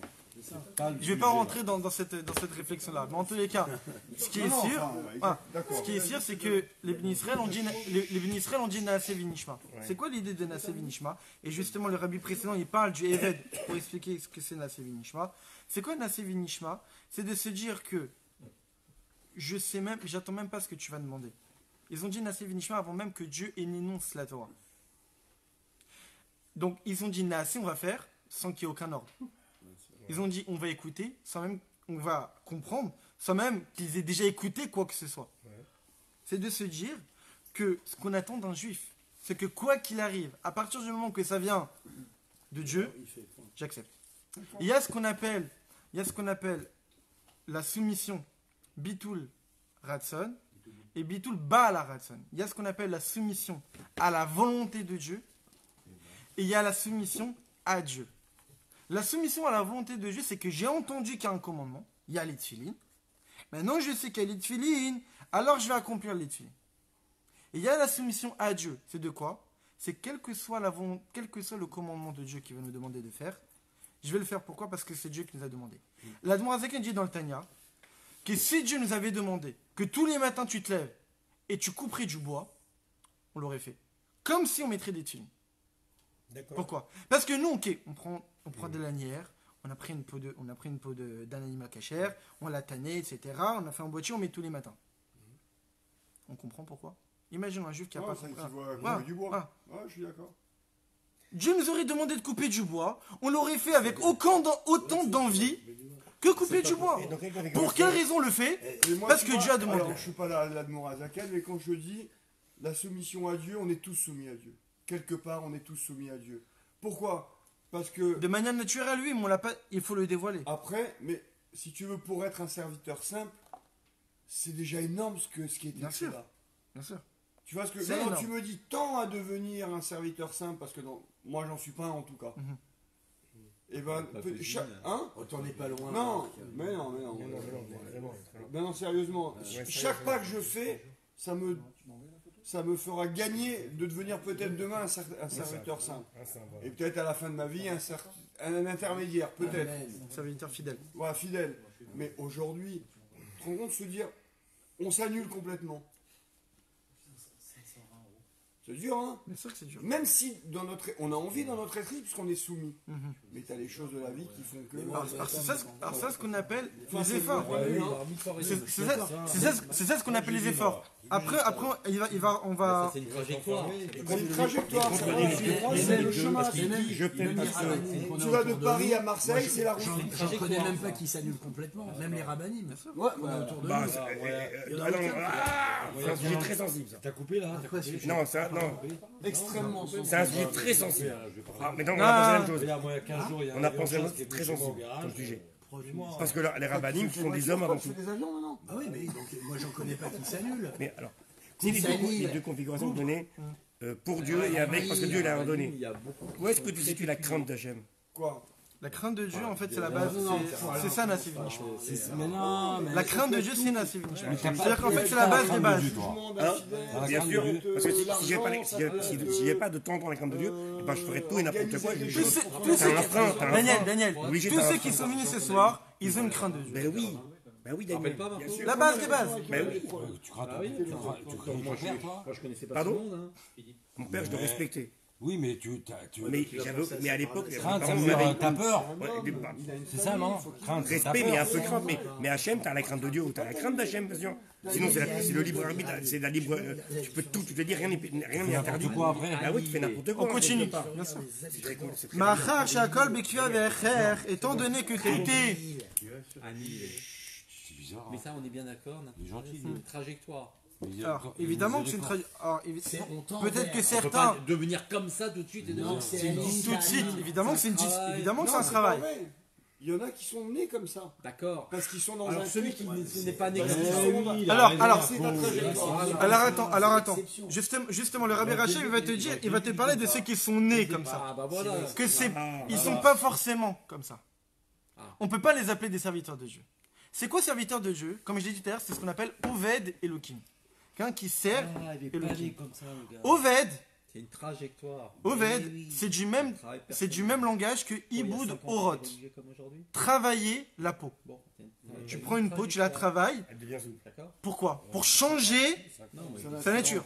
Elohim, même valeur numérique que Hateva la nature. En d'autres termes, quelqu'un qui est né comme ça et qui sert Dieu en restant dans ses habitudes, dans sa nature, Il faut qu'il passe à l'étape supérieure. il n'est pas un Eved Hashem.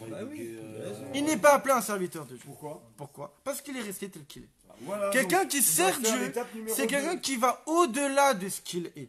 Quelqu'un qui travaille sa nature au point que ce qu'il est, il va essayer de devenir quelqu'un d'autre. Mais quelqu'un qui est habitué à être un serviteur de Dieu, à écouter Dieu, mais il ne fait aucun effort d'atteindre un niveau supérieur, il ne sert pas Dieu. D'accord. Il est lui-même. Enfin, on va pas dire qu'il sert pas. Il sert Dieu, Ouais, mais c'est pas appelé un Eved. Il va pas aller, il va pas suivre son autoroute, il va rester sur sa voie de garage, entre En fait, guillemets. c'est la notion d'effort. Tu nais avec l'exactitude. Les Klalot Avodato ou Machirosi l'Hervot Kono, toute son existence, c'est quoi? C'est de faire, c'est pour l'honneur de son maître. Vegam imose kichikuna, are mitzad avoda shelo tzarich lason kadvim ou eved neman, il ne cherche yarzik tovel atzmo. Même s'il fait son travail comme il faut, il fait un travail exemplaire. Est-ce que pour autant il va essayer de se faire des louanges à lui-même? Même pas. Est-ce qu'il va dire ce que j'ai fait c'est très bien? Même pas. Pourquoi? Parce qu'il n'y a même plus d'existence personnelle. Bon, Les gars, ça fait Maricole, partie tout de va l'ordre la des donner. choses. Tout le bien qu'il fait, c'est seulement pour son maître. Aucun intérêt personnel là-dedans. Imaginons qu'un esclave puisse confectionner un bel objet, un beau vase. Pour son maître. La beauté qui va tirer de cet objet, elle sera pour qui? Son maître, Pour le maître. c'est sûr. Quand on va dire, ah, cet objet, il est beau. La beauté, qui va en tirer de cette beauté-là? C'est le maître. Lorsque les gens vont rentrer dans la maison, ils vont dire que c'est le vase du maître. On va même plus prononcer le nom de l'esclave sur ce vase-là. Alors, quel est le sens de la vie d'un esclave? Servir. Servir le maître. Non, j'ai plus loin. Je t'écoute. Ok, ça c'est parce qu'il y a, moi j'avais lu un livre de Frankel, qui est un rescapé des camps, qui dit quand tu sais où tu dois aller, tu t'en fous de la méthode, tu surmontes tout, le comment et le pourquoi. L'esclave, il ne se pose aucune question. C'est un robot, il exécute bien pour son maître. Tu peux pas. Le sens du judaïsme ne peut pas réduire une personne rien qu'à ça. Il y a un truc qui... J'arrive pas à mettre ça. J'ai pas dit que Dieu attend du juif de ne faire que ça. Voilà. C'est une première étape. Après, il y a aussi ce qu'on appelle Eved Neeman. Où là, justement, il y a des émotions, il y a de la réflexion. C'est au niveau du fils. Et serviteur fidèle. C'est la deuxième catégorie du serviteur. Alors évidemment, il y a des grandeurs dans l'un qu'il n'y a pas dans l'autre, etc.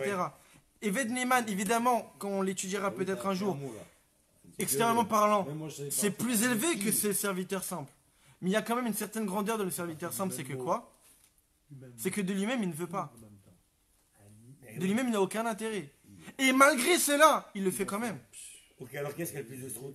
Le simple ou le fidèle? Les deux ont des grandeurs. Alors c'est l'objectif qui est différent. La manière de servir Dieu sera... La manière. Ah, La manière sera... L'objectif, c'est le même. ouais. C'est chacun à son niveau. Le but, c'est de servir. J'aimerais que maintenant on pose plus de questions, qu'on puisse faire une autoroute, une ligne droite. Très bien. C'est qui parle les deux là-bas du fond. כמו כן הוא בעבודה שאינו לוקח לעצמו מאומה מעבודתו התמימה, comme un serviteur qui ne prend aucune chose pour lui-même, qui est no bishvil עצמו car rien n'est pour lui, qui est manachat roach ola de nous la satisfaction est seulement pour le maître. Il n'a aucune satisfaction de ce qu'il fait. Lui, ce qu'il attend, c'est de voir dans le visage du maître un sourire. C'est tout. Mais malgré cela, il s'efforce quand même, il est concentré, il est convaincu, il est sérieux dans ce qu'il fait. Et il impose son âme comme étant un taureau avec son joug.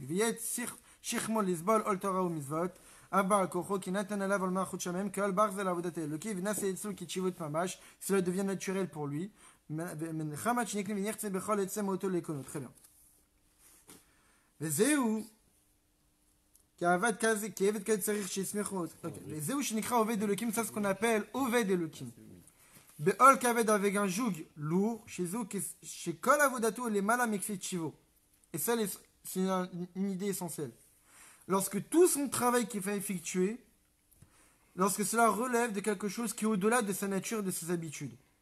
Comme quelqu'un qui se fatigue dans l'étude de la Torah. Qu'il accepte sur lui d'étudier un chapitre. Mais si cela est quelque chose qui est habituel, c'est quelqu'un qui aime étudier naturellement. Il est habitué à étudier. On ne peut pas appeler ça un service soumis à un certain joug. Mais quand lorsqu'un juif étudie plus que son habitude, il va se fatiguer, il va s'efforcer, jusqu'à qu'il ressent un effort énorme intérieur. Là, à ce moment-là, comme c'est marqué, Adam ki amut baoel, lorsqu'un homme mourra dans la tente. C'est un verset qui parle d'un homme qui meurt sous la tente et qu'il y a la fameuse Tumat Oel, que normalement, il y a certaines catégories d'impureté. Il y a l'impureté qui provient du toucher. J'ai touché une impureté. Il y a l'impureté, parce que j'ai porté une impureté. Imaginons qu'il y a une impureté sur une charrette, et moi je pousse l'impureté, je deviens impur, même si je ne l'ai pas touché directement. Et il y a l'impureté aussi du mort, que pas seulement en le touchant, pas seulement en le poussant, mais même si je ne le pousse pas, même si je ne le touche pas, mais je suis sous le même toit. Ah ouais. Ce qu'on appelle Tumatoel. Et donc le verset dit qu'il y a Adam et Kamut Baoel lorsqu'un homme mourra sous la tente. Les Chachamim interprètent ce verset pour nous donner un enseignement. Adam qui amout, un homme qui meurt Baoel dans la tente. C'est quoi la tente? La tente de la Torah. C'est un homme se tue dans la tente. C'est un homme se tue pour l'étude de la Torah. Quelqu'un qui étudie la Torah parce que c'est habituel pour lui, donc il ne produit aucune fatigue, donc il ne se tue pas pour elle, on ne peut pas appeler ça quelqu'un qui a un joug de la Torah sur lui. Parce que c'est habituel. Shemimi Tatsmo Alea, il se tue pour elle. Vinikra Amal Torah, c'est ce qu'on appelle la fatigue de la Torah. Beneved Yashirado, Sheinu Dome Hashone Pirkom, mais Apamim, les Mapamim, Veyechad. La Dmoura Zaken, dans le Tanya, il rapporte un fameux passage de la Gemara qui dit qu'en fait, à l'époque, les gens avaient l'habitude d'étudier 100 fois un chapitre. Pour eux, c'était habituel de réviser 100 fois tout ce qu'ils étudiaient. Ça n'a pas de sens. Ah, évidemment. Il Mais ceux-là, la Dmoura Zaken interprète un certain verset en disant que ceux-là, ils sont dans la catégorie de ceux qui ne servent pas Dieu. Même s'ils révisaient leur étude 100 fois. Mais c'est lui qui révisait son étude 100 fois, 100 et une fois, là il était dans la catégorie de ceux qui servaient Dieu. Pour quelle raison? Parce qu'à partir du moment où il ne faisait que quelque chose qui était habituel pour lui, il n'est pas appelé quelqu'un qui sert Dieu. Mais à partir du moment où il a fait quelque chose en plus, alors il est appelé serviteur de Dieu. On donne aussi l'exemple, imaginons quelqu'un, il donne un âne en location. Et si tu utilises cet âne-là pour 2 km, alors c'est 1 euro. C'est 10 euros, imagine. Maintenant, si tu vas l'utiliser pour 3 km, c'est 20 euros. Comment c'est possible? Ah oui, c'est normal. Pour 10 km, Ah, si tu loues une voiture c'est pour, 10 euros. 2 jours, c'est pas Pour 2 jours, hein. 12 km, Plus cher. c'est 20 euros. C'est Comment pas c'est linéaire, possible? C'est l'état de fatigue. Parce que l'âne est habitué à faire 10 km. Bah oui, c'est la fatigue. Donc vu que c'est habituel, c'est 10 euros. Mais là, tu vas pousser l'âne à faire quelque chose qui est inhabituel pour lui. Alors, ça vaut beaucoup plus.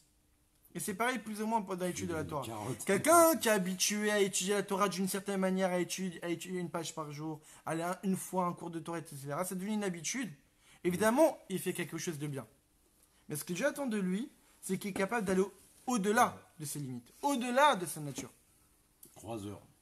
Et ça, c'est ce qu'on appelle 4 heures. Oved Elohim. C'est quelqu'un qui travaille sa nature. Il travaille sa nature pour pouvoir justement être appelé un serviteur de Dieu. Comme un serviteur de Dieu que même s'il a sa volonté personnelle de faire A, et Dieu lui demande de faire B, il va faire B. Mais à partir du moment où le serviteur veut faire A et Dieu lui demande de faire A, alors certes, il va servir Dieu. Alors, c'est un effort permanent. Évidemment. Donc, c'est ça le sens du truc. Le sens de la servitude qu'on attend d'un juif, c'est que c'est pas parce qu'il est arrivé à une étape A que ça va l'empêcher de... Il va s'arrêter à là. Il faut toujours, comme tout le monde connaît, la fameuse exemple de la bicyclette. Le service de Dieu, c'est comme on est en montagne. Plus tu pédales, tu vas avancer. Mais si quelqu'un y croit qu'en stagnant, ben, il va rester à son niveau, non. Parce qu'il va dégringoler. Ah, il va redégringoler C'est la pente. s'il reste toujours au même niveau. C'est ça. Ah bon. Ah, je savais pas ça. Ben non, mais mise à Zdaka, les La arrêtes mémoire, à elle est mille. éphémère. Très bien. Mais la mémoire, elle est éphémère, donc tu perds des choses. C'est ça le principe. Aval, mais pas Oublie très des bien. choses. Vekach ou Bécharim, ça c'est pas seulement pour l'étude de la Torah, mais même pour toutes les misotes. Par exemple, pour la misot des Zdaka. Par la misot des Zdaka, imaginons que c'est contre sa nature. Que quelqu'un qui de manière naturelle il est radin. Ah, tu oublies des choses. De manière naturelle il est radin. Donc il élimine. Pour ses bienfaits personnels, il dépense pas beaucoup. Pour les bénéfices de sa famille, il dépense pas beaucoup. Pour toute sa vie, généralement, il dépense pas beaucoup. De manière naturelle, c'est quelqu'un qui est comme ça, il retient l'argent. C'est comme le ski, quoi. C'est sa nature. Monter, plus- Mais lorsqu'on va lui demander de donner la zdaka et de faire vivre les pauvres, là, il ne doit pas se dire de manière naturelle, je suis radin, je donne peu. Même pour moi, je donne peu. Même pour ma famille, je donne peu. Alors, je vais donner peu pour zdaka. Non. Pour la misva, pour s'attacher à Dieu, tu dois aller au-delà de la nature. Même si a priori, consciemment, tu te dis, mais a priori, même pour moi-même, je donne peu. Donc pour les autres, je devrais donner peu. Non. Là, ça rentre dans la catégorie de servir Dieu. Pour servir Dieu, tu ne dois pas te servir de la nature. Tu dois aller au-delà de ta nature. Ah bah ça, c'est un ordre en plus.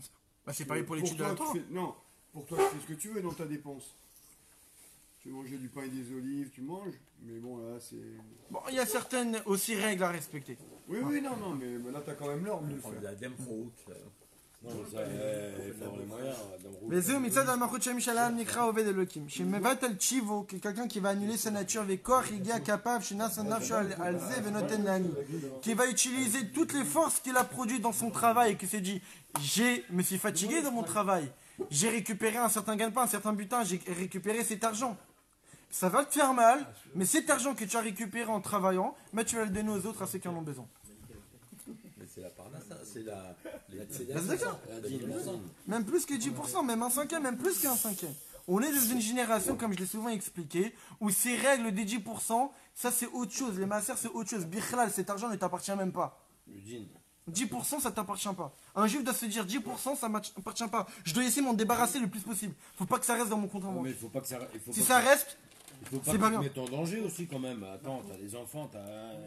Non, mais 10%, ça te met pas en danger. 10% ça te met pas. Non, pas 10%, C'est mais. ça qu'il est en train de dire. Et tu Il veux est tout 10%, donner. C'est pas à toi. J'ai pas dit Tu tout. donnes tout, J'ai pas dit tout. Ah non, il a pas J'ai pas dit tout. Faut pas non plus être dans les extrêmes. Mais d'un autre côté, Là, t'es excessif ce à soir. partir. Ouais, oui, Dani, Il y a des c'est ça. limites quand même. Dani, Là, Dani. je te vois, tu vas Il y a venir, des tu vas limites. devenir Il y a chinois, plus- enfermé il y et a plus rien radin. dans les poches. Je te vois venir. Hein. J'ai plus rien dans les poches. Il y a des limites, mon ami. Avec les Kaim Ratsan Hashem qui ire l'Imrod Bekono. Parce qu'il a peur de se rebeller contre Dieu. Vemato Motel est à la et la crainte est imposée sur lui. Avakesheno mefazera kefit chivo. Mais lorsqu'un homme n'utilise son argent, qu'en fonction de sa habitude, et pas plus, alors il n'est pas appelé quelqu'un qui sert Dieu. Il va être quelqu'un qui va annuler sa nature et sa habitude. Et car de même pour tout. Shematzir rucho metafek comme Moshe betivoar avec caché bal kochot davka mitzvah kavalachom machamim comme Moshe berucho le betilichos bekas caché. Quand même quelqu'un qui avait essayé de se dominer pour ne pas se mettre en colère quand il sait qu'il est nerveux de nature. Eh bien, c'est pas pour autant qu'une personne, de manière naturelle et nature, il est coléreux, alors il va déverser sa colère. Non. C'est très dur ça. Servir Dieu, ça allait au-delà de sa nature. Si je suis de nature coléreux, eh bien, je vais casser cette nature. Il faut corriger ça. C'est très dur. Voler Yaakov, toléré où? Et je vais pas commencer à me rebeller, à me lever contre l'autre et à essayer d'insulter de tous les noms.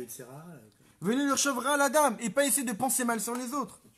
Tu peux être en colère sans crier. Ou la sodlora, ou de ne pas lui procurer du mal chez l'autre, ou de faire du lachonara, La différence. ou de faire des futilités. Quelqu'un qui est habitué à parler beaucoup, Pour pas grand chose. ou quelqu'un qui est habitué à faire des futilités. C'est pas parce qu'une personne a une certaine nature qu'il va se dire que puisque de manière naturelle je parle beaucoup, je fais des futilités ou je suis coléreux, eh bien je vais rester ainsi. Non. Je peux pas changer. Servir Dieu, c'est contrecarrer ses natures. Servir Dieu, c'est casser ses natures. Donc quelqu'un qui parle beaucoup, il va être habitué à parler moins. Parce que plus tu parles, plus tu vas être habitué, plus tu vas être amené à dire des bêtises. L'effort d'essayer de C'est ça qui veut dire. Il va faire l'effort, il va aussi se forcer à y arriver. C'est-à-dire que les efforts, c'est bien, mais il faut tendre les efforts pour arriver à un certain résultat. Il faut s'habituer. Comme le rabbi dit souvent. Enfin, c'est très dur. Quelqu'un, il a posé la question au rabbi, j'ai envie de dormir moins. J'ai envie de dormir moins pour essayer de faire plus Ah ouais. dans ma vie. Mais j'arrive. Alors Rabbi lui a dit, vous savez quoi? Habituez-vous à dormir 5 minutes en moins. Après être habitué à 5 minutes en moins, 10 minutes. Ensuite 15 minutes. Quelqu'un qui veut passer d'un coup à dormir 2 heures en moins, il va pas y arriver. C'est pareil pour tout. Ouais. C'est-à-dire quelqu'un il a envie de s'habituer à parler moins, je vais parler 1 minute en moins. Je vais parler ensuite habitué d'une minute, 2 minutes, etc. Par exemple quelqu'un il allait voir le rabbi, il dit j'aime pas étudier. J'aime pas étudier la Torah. Ça m'intéresse pas. Alors le rabbi lui a dit, vous savez quoi? Vous allez vous imposer d'étudier 5 minutes, pas plus. Il est interdit pour vous d'étudier 5 minutes. Plus de 5 minutes. Plus de 5 minutes. Interdit. C'est facile ça. Tous les jours 5 minutes, pas plus. 5 minutes. Il a fait 5 minutes. Il s'habitue à étudier 5 minutes tous les jours. Il a eu besoin de plus. Il a renvoyé une lettre au rabbi. Il a dit, rabbi, j'ai fait ça. Est-ce que j'ai le droit de faire plus? Ouais. Le rabbi dit, on n'a 10 pas besoin de minutes. demander la permission pour faire plus. Ouais. Donc à partir du moment où une personne s'est habituée à étudier la Torah 5 minutes, ça lui a créé l'envie d'étudier plus. Et ensuite, si tu vas faire 10 minutes, et après il va faire 15 minutes, et après il va faire... Et à un moment donné, il va regarder en arrière, et maintenant il s'habitue à étudier 3 heures, 5 heures, alors qu'au début, il faisait que 5 minutes. Et même, il voulait pas étudier. Non, mais il y a beaucoup- L'homme, c'est une machine. il y a beaucoup Tu cette t'habitues, notion ça de- devient une nature. Il y a beaucoup cette notion de progressivité dans tout. Bien sûr. La Torah, c'est une progression. L'homme, c'est une progression. Toute la vie d'un homme, c'est une progression. C'est qu'il essaie d'avancer, au point que ça devienne une nature pour lui. Non, c'est pas toujours présenté comme ça. Non. Bah, dans tout ce qu'on. Non, dans la chassidoute, oui, parce que c'est nouveau. La pour nous, chassidoute, c'est vrai c'est- qu'on a c'est vrai que cette c'est- Il y a cette notion de. notion de. Il n'y a rien progressif, qui est voilà. Rien de définitif. noir, et- blanc, c'est Voilà. tout doucement. Ah, tac, c'est tac, comme tac. un Voilà, Ramachi. ça c'est. Non, Mais c'est- il est nous, extraordinaire. quand on Moi, je était vois ça, au mon beau-frère, il a- Koteb, mon beau-frère, il au a fait Talmud, Shabbat. on nous. Mais On rigolait, je ouais. peux pas empêcher de filmer, j'arrive. Bah On oui. faisait chier les rabbins. Oui, Tu vois bien, oui, un La paquet. vérité. Mais on n'avait pas le même âge. Bah oui. Mais même. Mais non, mais il y a c'était- aussi- Tu vas Mais enlever parce Mais qu'on t'as a des commencé à 10 ans. T'as Non, commencé mais à T'as 10 des ans. gamins plus que qui marchent. 19, Est-ce que toi, souviens-toi. parce qu'on t'a dit, Je lui ai si dit tu ça, fais pas Shabbat, il a tu dit, vas je t'arriver vais les faire trucs, ça t'empêche. Non, mais parce qu'il a pas mis le. Ça C'est ça, Il a esquinté, il dit Shumba. Non, mais Extraordinaire. il y a Ah, ce plein mec, d'autres- il est extraordinaire. Il y a plein d'autres éléments. La manière de c'est présenter, c'est spécial. C'est notre vision. C'est vrai, exact. Voilà, c'est une vision qui n'est pas coercitive. Donc, comme c'est pas coercitif, tu marques pas les personnes, la personne a envie d'aller. C'est extraordinaire. C'est extraordinaire. Ah, mais ça dépend comment l'enfant il a été éduqué. À mon avis, tu apprends ça à des gamins Bah, de c'est 10 ans, extraordinaire. 12 ans. Pourquoi les gens sont 15 revenus ans, ils vont faire je aller. suis Frérot, il met rien à Sinon, même pas en rêve. Mais c'est pas tous les gamins ça. Les cas, Bechal Atavot, de même pour tous les plaisirs. Qui t'avot, Achila, quelqu'un qui a un désir Après, je crois que c'est aussi lié à l'environnement, à la maison, comment c'est, il y a plein de choses. Ouais, Il n'y a pas que d'accord, l'école et mais tout ça. Ce matin, moi j'ai je veux tombé dire, dans la midrash, j'ai vu apprendre plein la d'enfants, ils religion, étaient en train imposer d'étudier. une religion sur la peur, Ils sont Ah non, c'est nés de ce qui avec peut t'arriver, ça tient pas. Ça tient pas. Bien sûr. Ça sert à rien, ça tiendra pas. Que la C'est crainte. par l'amour. Eh oui.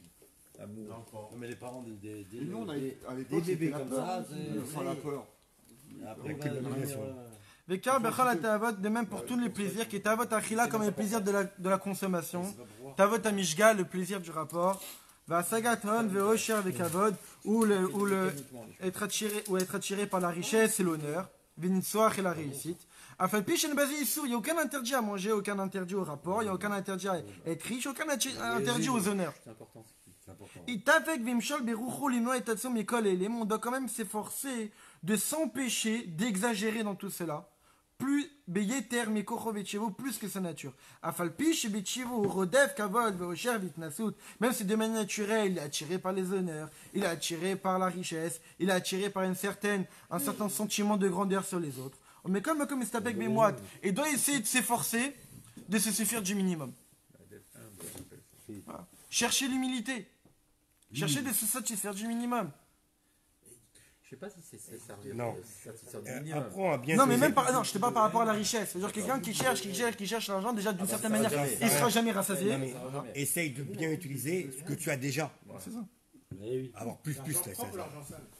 L'argent sale. Ah, ça, tu vas sortir un débat. L'argent sale. Birkla, ça devrait même pas exister, Ouais, l'argent c'est pas sale. bien ça. Ouh là là. Et pourtant, Ouais, non, mais ça, c'est pas bon du Et tout. pourtant. Car il y a Vavoda, Orak, la Sam, Negetchevo. Et donc, l'essentiel, c'est ça l'essentiel de ce qu'il faut retenir de ce soir. L'essentiel, c'est d'aller contre sa nature. Pour acheter des médicaments. Alors que nous, on est tous avec une nature.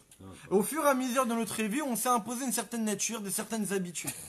C'est pas parce qu'on a des certaines habitudes, où on est formaté ainsi, qu'on sera obligé de rester ainsi toute notre vie. au contraire, c'est là la force. La force du juif, c'est ça ce qu'on dit El Mazel Israël, il n'y a pas de déterminisme dans le peuple juif. Ça veut dire quoi? C'est-à-dire que même si on est nature, même si on est formaté ainsi, c'est pas pour autant qu'on n'est pas capable d'aller contre ça. Bien sûr. Voilà. Il y a, Après, t'as la vie qui va te faire avancer dans un sens ou dans l'autre aussi. mais c'est toi qui il y a la vie, il y a les aléas de la vie, mais le juif est au-dessus de tout ça. Le juif doit rester dans certaines sikhot. Le rabbi il montre, il explique ce qu'on appelle dans une certaine sikha dans les parachats de Devarim, ce qu'on appelle Bamidbar Agadol, le grand désert, le fameux grand désert qui fait peur, qui est ce monde. Et que ce grand désert, qui est en fait le désert dans lequel les bénis Israël sont rentrés pour aller en Eretz Israël, c'est un endroit qui peut-être qui fait peur, où il y a des ennemis qui viennent, où il y a des animaux dangereux, où on ne peut pas forcément se développer dans un désert. Et donc qui fait qu'il va t'imposer une certaine manière de vivre. Dans ce désert, il y a des... Voilà. Mais le juif, il doit avoir une certaine conscience que je ne dois pas avoir peur de tout cela. Que c'est pas parce que je vis dans un monde, que ce monde-là, il a des certaines règles, comment il fonctionne, que je suis obligé de les respecter, que je suis obligé de me soumettre à ces règles-là. Le juif, Logique, on est au-dessus. c'est ça. Pourquoi? Parce que le juif, il a Dieu. Le juif, c'est Dieu.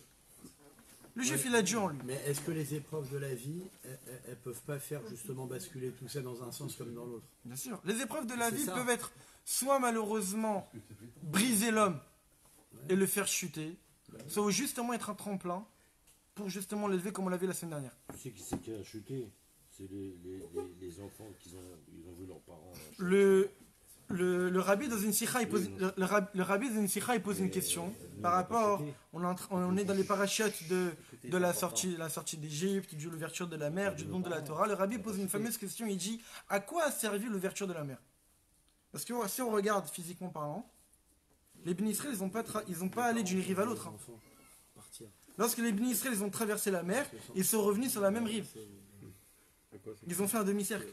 Il y a épreuve. Là, c'était la rive. C'est compliqué aussi. Il y avait la rive en face. Ils ont fait ça. C'est compliqué. Mais pourquoi ils ont fait ça? Ils ont fait un demi-cercle. Et après, ils ont contourné pour aller en Eretz Israël. Ils n'ont pas traversé comme ça. Alors justement, le rabbi pose la question. Ah oui, là, c'était. Si c'est pour revenir sur la même rive, à quoi ça servait? Oh, mais ils savaient pas où ils allaient.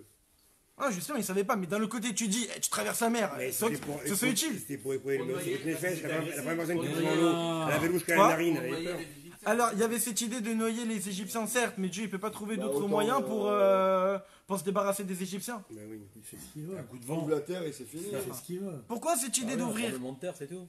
Alors, le rabbi dit que la réponse se trouve dans le fameux verset qui dit que l'eau s'est ouverte miminam ou mismolam, à leur droite et à leur gauche. En fait, le rabbi nous dit que l'ouverture de la mer, c'était la préparation pour le don de la Torah. On était dans les jours entre la sortie d'Égypte et le don de la Torah. Et il est évident que lorsqu'on s'apprête à recevoir la Torah de la bouche même de Dieu, il est évident qu'il est nécessaire de se préparer.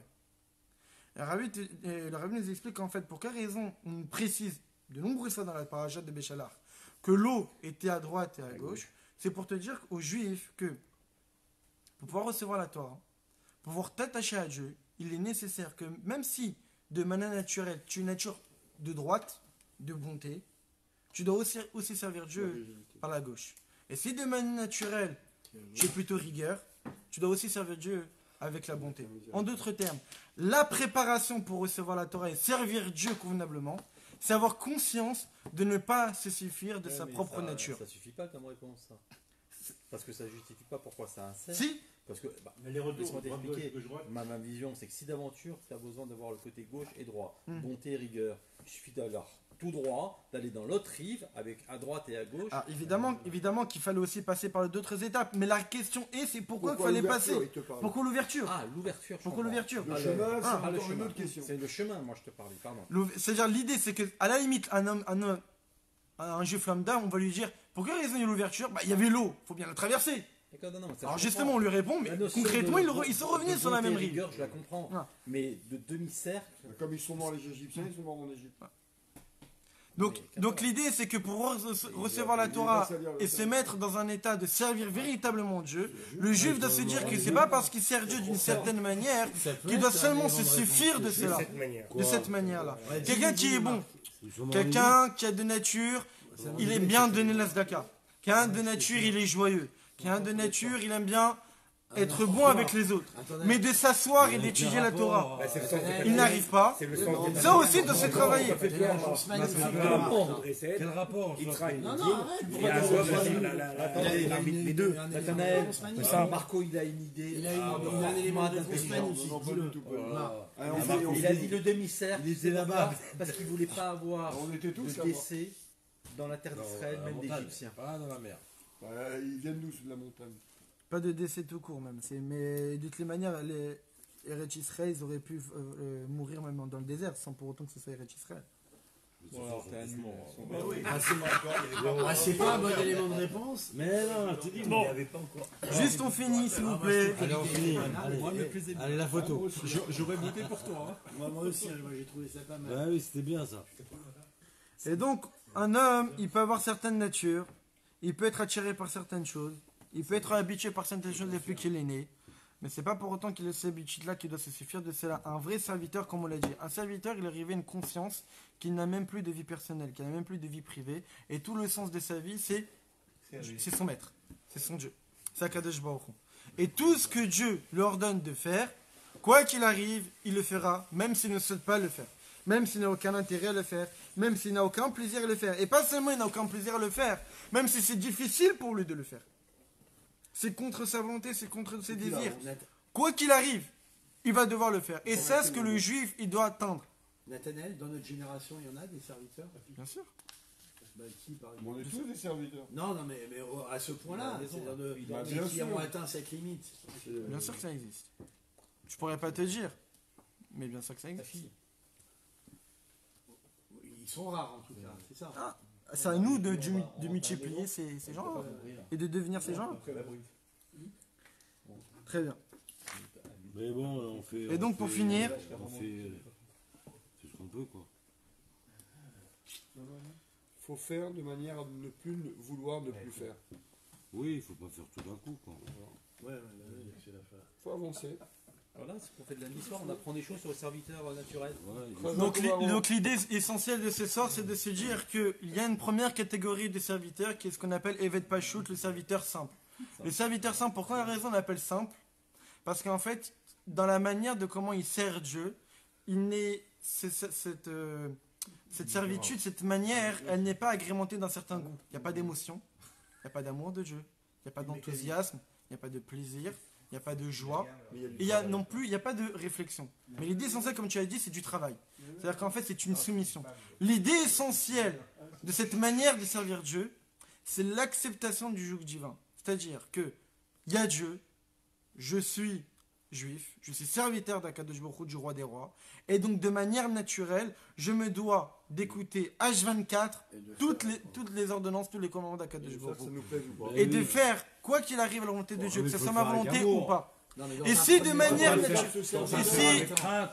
manière naturelle, je suis plutôt attiré à faire le contraire de la volonté de Dieu, ce n'est pas parce que je veux faire le contraire de la volonté de Dieu que je suis obligé de le faire, de me laisser aller.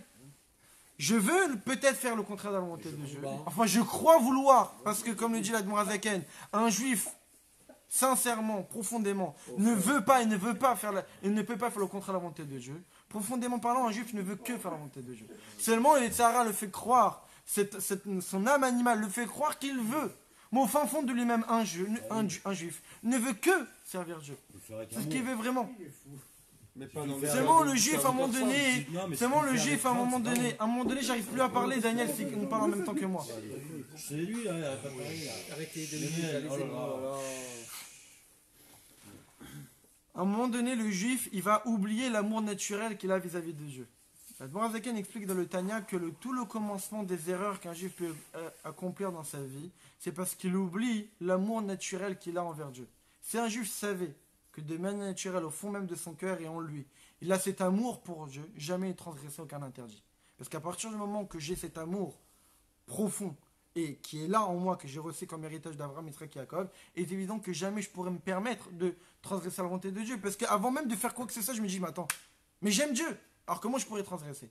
Mais ça, déjà, il y a l'idée de sentiment. Mais là, avant même que de penser à des sentiments, sans même chercher des sentiments, c'est l'idée de me dire, Dieu m'a demandé de faire ça, je le fais, point barre. J'ai peut-être une volonté personnelle de ne pas le faire, ou j'ai peut-être une volonté personnelle de ne pas faire la volonté de Dieu, mais quoi qu'il puisse y arriver, je dois me soumettre cette volonté que je pourrais avoir et ne faire que la volonté de Dieu. Que ce soit quand je suis réveillé, que ce soit quand je suis en train de dormir. Et même si j'ai des attirances, que ce soit des attirances pour des choses, pour des désirs ou pour des plaisirs qu'il y a de ces mondes, ou dans l'étude de la Torah, je suis habitué à étudier peu, ou dans la Zdaka, je suis habitué à donner pas beaucoup, eh bien je dois essayer de travailler cette nature. Ce qu'on a appris ce soir, c'est d'essayer au moins de sortir, de se dire que dans ma vie, je dois essayer de me travailler et d'essayer de changer, de ne pas rester le même tout le temps. Que si jusqu'à maintenant, j'ai été habitué à servir Dieu d'une certaine manière, à prier d'une certaine manière, à étudier la Torah d'une certaine manière, à pratiquer les mitzvot d'une certaine manière, je vais essayer de me dire d'améliorer, de faire un peu plus, quantitativement et qualitativement. Et à partir du moment que je suis dans cette mécanique de faire toujours mieux et d'essayer de me dire que c'est pas parce que j'ai une volonté personnelle que je suis obligé de la suivre, non. L'essentiel dans ma vie, c'est la volonté de Dieu. Et à partir du moment qu'on s'est habitué à cette conscience que l'essentiel de ma vie, c'est la volonté de Dieu, alors peut-être un jour on y arrivera à atteindre ce niveau de serviteur de Dieu.